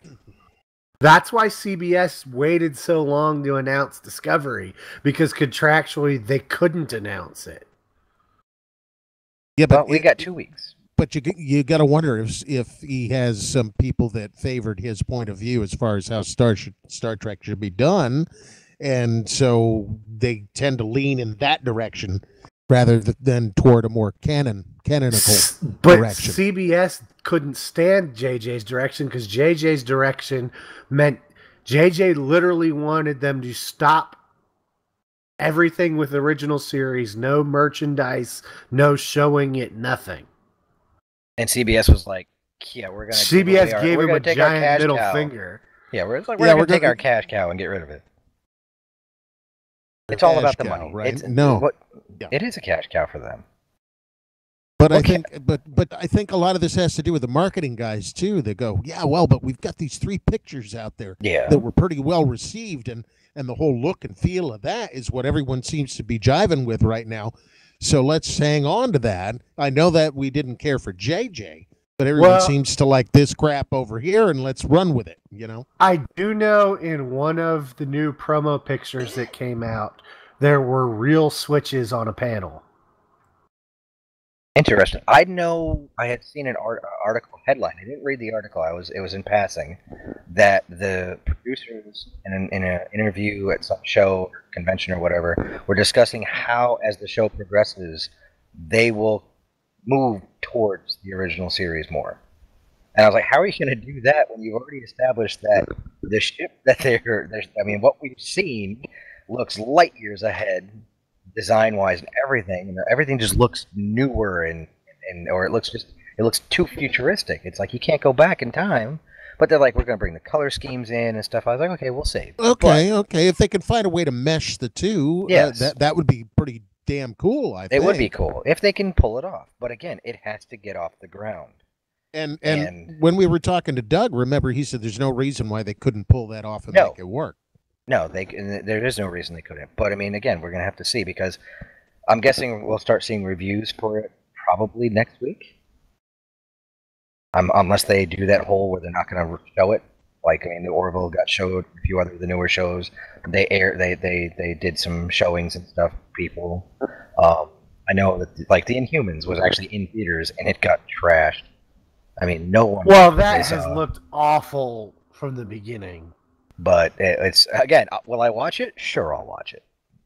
I'll watch it, and... I'm going to give it a chance, but I'm not going to lie. It looks terrible. We'll see. We'll see what happens. Like, how do you tie that in? How are you going to tie that into the universe, in the Marvel universe? That's what I want to know. I thought it existed in its own thing. Well, that's where they're just going to end up hurting themselves. Yep. Absolutely. But, you know what? I want a Star Wars live action show. I think they should. I mean, Rebels is ending this season. And that trailer looked amazing, by the way. Oh my god. It did. That was like goosebump inducing. And I love that they name drop Krennic, but he's not going to show up in the show. And they're tying. I mean, we're what, a year away from A New Hope at this point, because it started 5 years beforehand. It should actually tie into Rogue One / It should end. It should end very close. Actually. Yeah, it should end very close. If not at the Battle of Scarif, but I don't think, because the Battle of Scarif took place like right at the beginning of Episode 1, which would still be a year away from where they are in Rebels. Yeah, but we got to remember that they did have the Ghost and Chopper in Rogue One. And we know Hera survives. So we know Chopper survives. We know the Ghost survives. Who else? We don't know. Well, Rex. They've retconned Rex. Well, sure, that's a good. But I mean, who else of that crew? We don't know yet. I'm gonna put it out there right now. Kanan's gonna die. Okay. Kanan will. The way they did that whole emotional stuff showed with Hera and Kanan is going to sacrifice himself somewhere along the lines so that Ezra can either move forward or they're both going to die. But I know Kanan will not survive the end of the series. And maybe I don't Zeb. know. I think there's a chance Kanan loses his connection to the Force. He has a forcectomy? I don't know. I think there's a chance Kanan loses his connection to the Force and then becomes the old man from Episode 7. Is it a forcectomy or force concised? Oh. Probably a forcectomy at that point. You know, that's an interesting idea that he would be Max von Sydow's character eventually. That's what I thought. That's an interesting idea. I kind of like that. Nah, but they've already confirmed it's not. If you look at pictures, I know they confirmed, but if you look at pictures of Max von Sydow with a young man side by side with Kanan, it's real close. At least they're finally going to address his and Hera's relationship this season. Yes. They did a little bit in the third season. I just picked up the third season on Blu-ray. That's the great thing about actually having full-time work now. I have a little bit of spare money here and there. Not a lot, but enough. Did von Sydow's character have a name? Lord von Tekka. I didn't catch that. I think the way he's portrayed is kind of the sort of an Indiana Jones of Star Wars. He's kind of an archaeological searcher. But he's also part of that church that, what's his name from Rogue One was in. Oh, he was one of those guys. Oh my god, I am so horrible with names at night. I really am. Following the will of the Force, that kind of thing. Yeah. Yeah, he was one of the Force of Others kind of guy. So he wasn't a Force user, but he was a Force something. Adherent. Yeah, something like that. Adherent to the light side. Chirrut, So- like Chirrut Imwe. Now, I do believe Chirrut Imwe was Force adept. He would disagree. True. So would Maz, but Well, Maz, I think, actually does have some Force sensitivity. Well, she was originally written as using the Force in episode 7. true. She was supposed to bring the house down, literally. Well, now you got me wondering, how would one become disconnected from the Force? What would have to occur to unplug you from the Force? I don't know. I still think he's going to die. He can go out in a blaze of glory. And they better play Bon Jovi while he's doing it.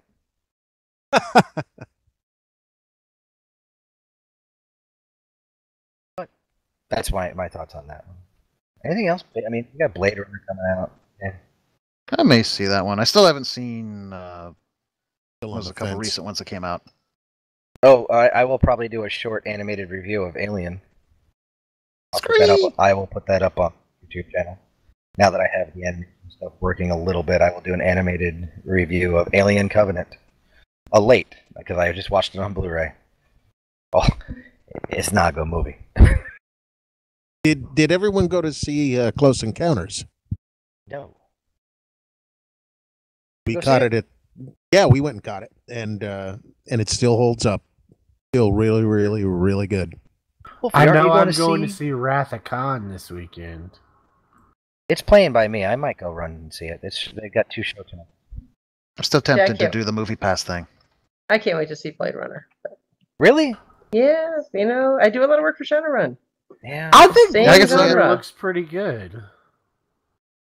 Oh, we've got something great that we're taking the whole family to. The theater in the big city here, the Flynn Theater, is having a showing of Monty Python and the Holy Grail, and John Cleese will be there for a Q&A afterwards. Nice. Nice. I am so stoked, you guys. Invite Oh him my to the god. show. I'm gonna laugh when someone asks him a question he doesn't know. I I don't know. Whoa! think Jody's just can hardly wait to get to the microphone just so she can go, Basil! And just refer to Basil Fawlty. One of his greatest roles. Oh my god. You know, I did not realize that Terry Jones was as sick as he was. I mean, the man No, who he is. basically created Monty Python, he has dementia. Whoa. Oh, I did not know that. I did not know that. Graham Chapman's the one that died, right? Yes. Yeah, Graham Chapman died. He's the one they knocked over on the HBO show. They had his urn full of ashes and they knocked it over. Then they sucked it up with a dustbuster. He would have loved that. He probably would have. I met Eric Idle back in like 1998 at a book signing in New York. Funny guy.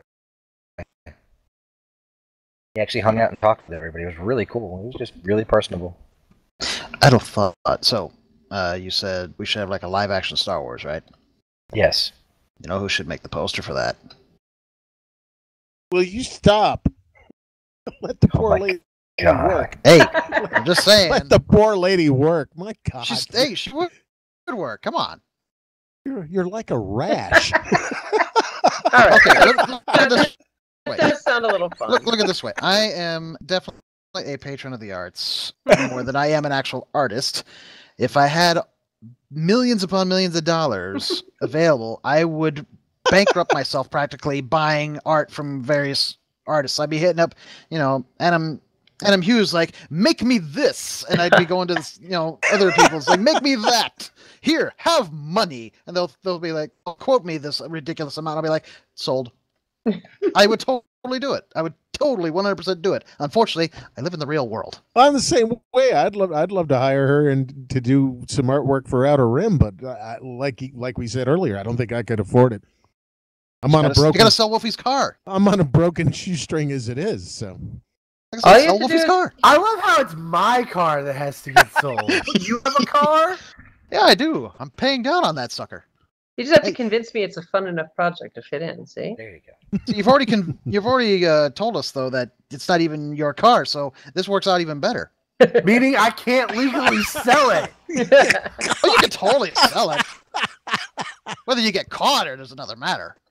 Hey, I want to go back to the Blade Runner thing because have Echo to? said she's looking forward to. I do want to see it. Okay. Okay. I made my okay. kids sit through the original Blade Runner so I could bring them with me. Well, I just gotta. I mean, because the original Blade Runner kind of. I mean, it doesn't tie it up neatly, but the ambiguous ending that it had, I thought worked so well. Revisiting that kind of negates that ending, doesn't it?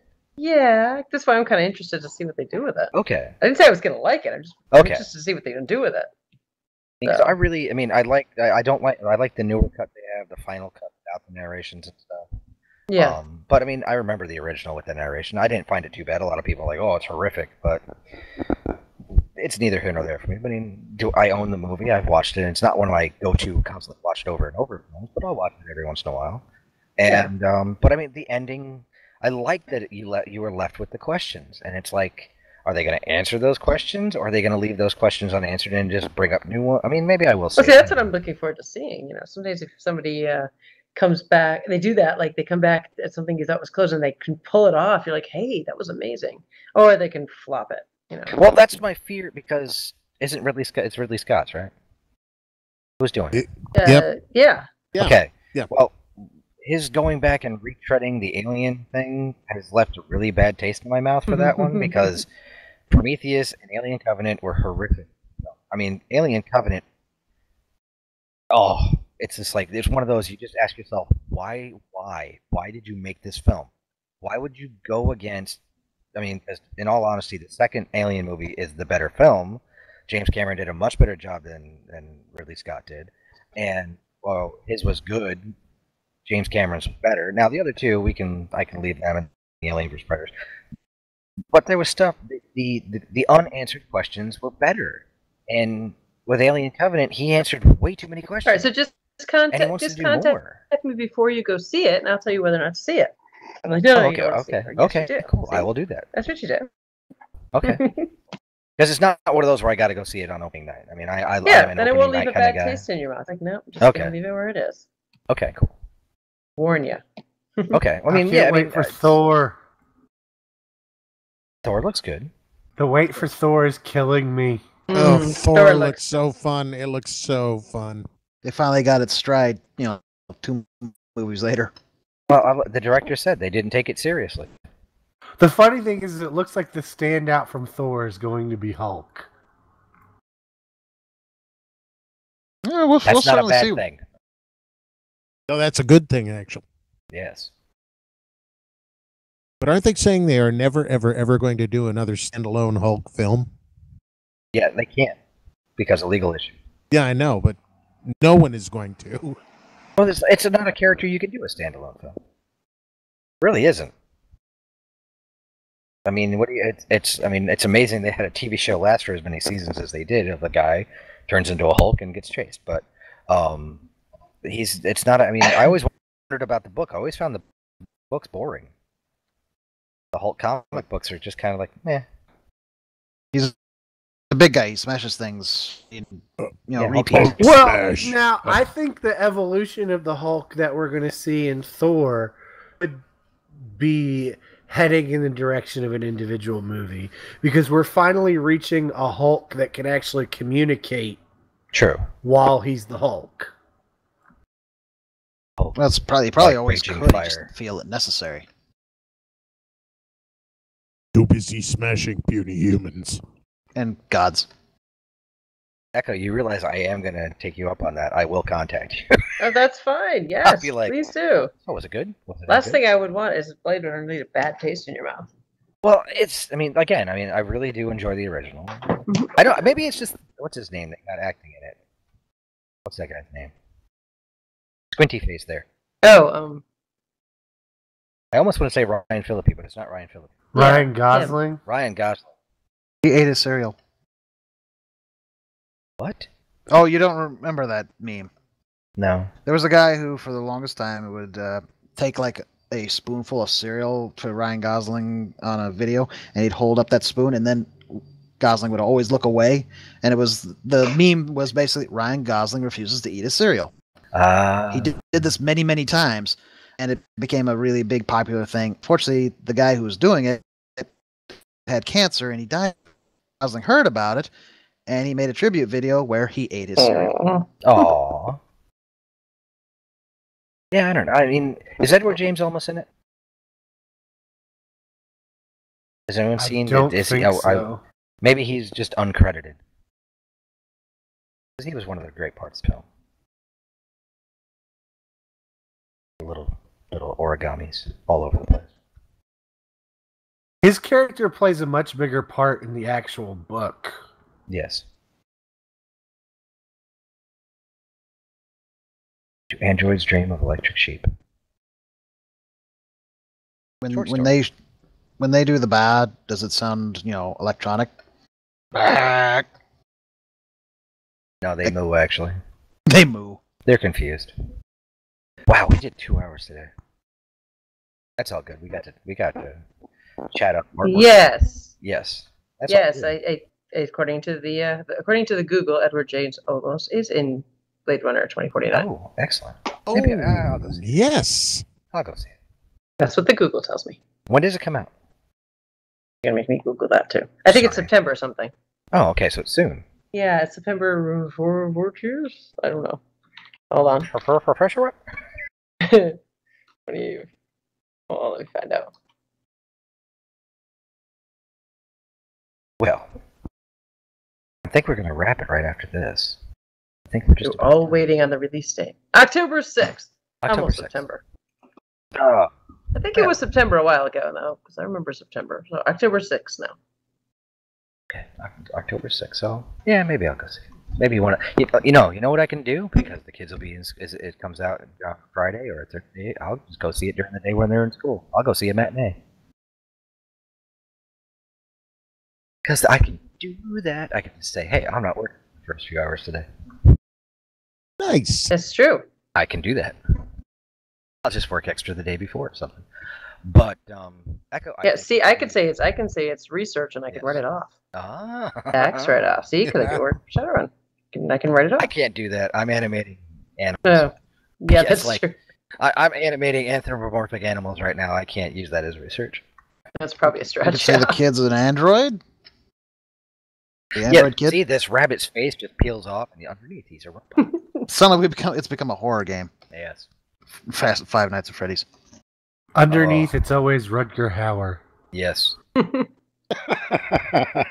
I made my daughter watch Ghost in the Shell the other night, and she's like having nightmares about the geisha's face like coming open. She's like, "Why did I do that?" I'm like, "Just to freak The live you out." action or the anime?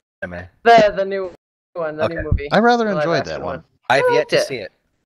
No, I liked it a lot. I think I definitely see it. Okay. That's my official advice. What's your general opinion? I don't know if you saw the anime before that. Which do you think was better? I have to say I don't have an accurate opinion of the anime because I was in college and I had a TV that only showed the bottom half of things, so I actually technically only saw the bottom half of it. Oh, I well, never I've seen her actually feet. saw the top half of the anime. Then it was black and white. So, I was in art school in college. I couldn't afford a better TV. Okay. Wow, the feet look amazing. It was good. I saw the bottom half of the It's Little true. Mermaid too. Art students, I mean, they were back in Pittsburgh. How does that even? This guy that used to hit up on the 6th Street Bridge all the time, walking over there, and we were walking by, and he's like, "Hey, you guys got any money?" And the kid goes, "Nah, man, we're art students." And he looked at us and went, "I am so sorry."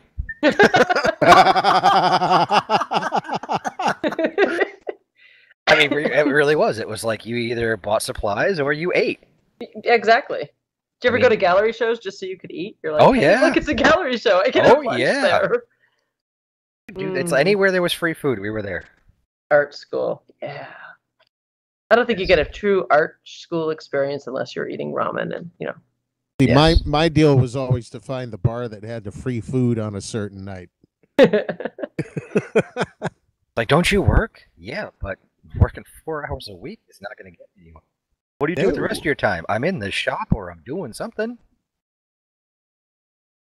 It wasn't until I actually started working in the school that I made money. But yeah, it was one of the. I mean, the fact that he said, "I am so sorry," and that is true. He really did. I am so sorry. That's hilarious. That's funny. But we were always poor. Everybody was poor. We'd all pool our money together to get like a pound of bologna or something. No one ever Pound of touched bologna. because everybody smoked in art school. Even if people didn't start smoke when they started, they were smoking when they left. I didn't smoke in art school. I couldn't afford it. Yeah, but it worked out in your favor. You got to, hook up Jonathan Frakes with a cigarette. Oh, that was much later. Well, sure, but you started the Yes, habit. I still did. I had, yeah. Oh, dude, no, I would smoke before that. But yeah, that was one of those. But I'm gonna echo. I'm gonna say thank you very much. This was extremely pleasant. Thank you for having me on the show. You guys have a good night. Yeah. You're always more than welcome to come back anytime. Next Beautiful week. work. We Beautiful. haven't gotten rid of Beautiful Jim for work. one example. Yeah. What? What? Nothing. Good I don't know. night, I have guys. no idea where we're going next week or what we're doing next week. Because we'll talk about the Orville because it airs this weekend, and we'll trash it or we'll love it. We'll just and you know what we always seem to have the opposite of what the main reviews say. Oh, we Tank have to actually especially. see it to see. Well, Yeah. that's been true. Yeah, That I'll is admit, true. It has been true. You will go see a movie that's getting trashed, and you'll come back and say, it really wasn't that bad, guys. And then I'll go and watch it, and I was like, Tank was right. It really wasn't that bad. You got to go into these things with an open mind. There's a reason Yes. why I don't watch the goddamn trailers. Yeah, I don't go in expecting Olivier if I'm going to see one of these films.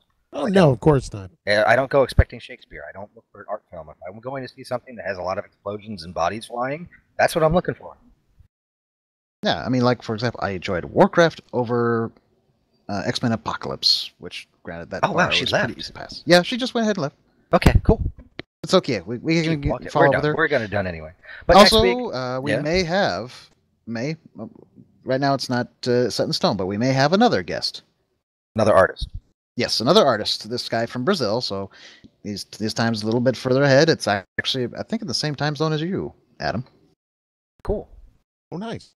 So we'll see. We're trying to work that out. He said he uses Google Meetups before. He's never And this, done TeamSpeak you know what? before. I'm enjoying the Geek EZ. I would love to. Yeah, we should. I would love to have more artists on.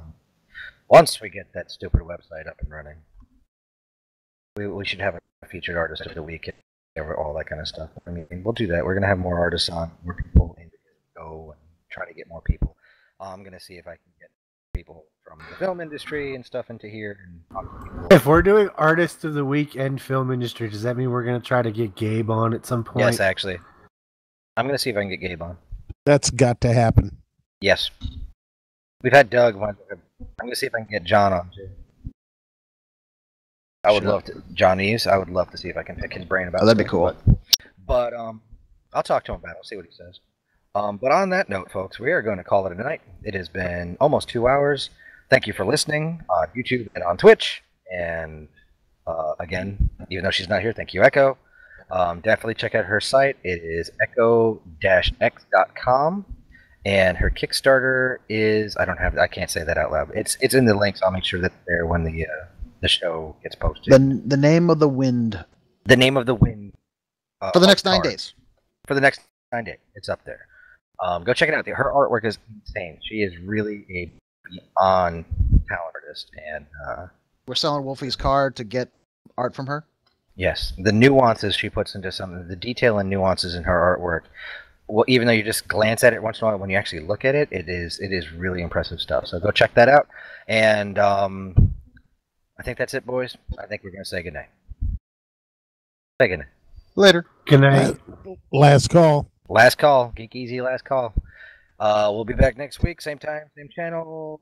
Twitter, Facebook. You can find us on there. Just look for the Geek EZ with the letters ENZ. Until next week, folks. Good night. And good luck.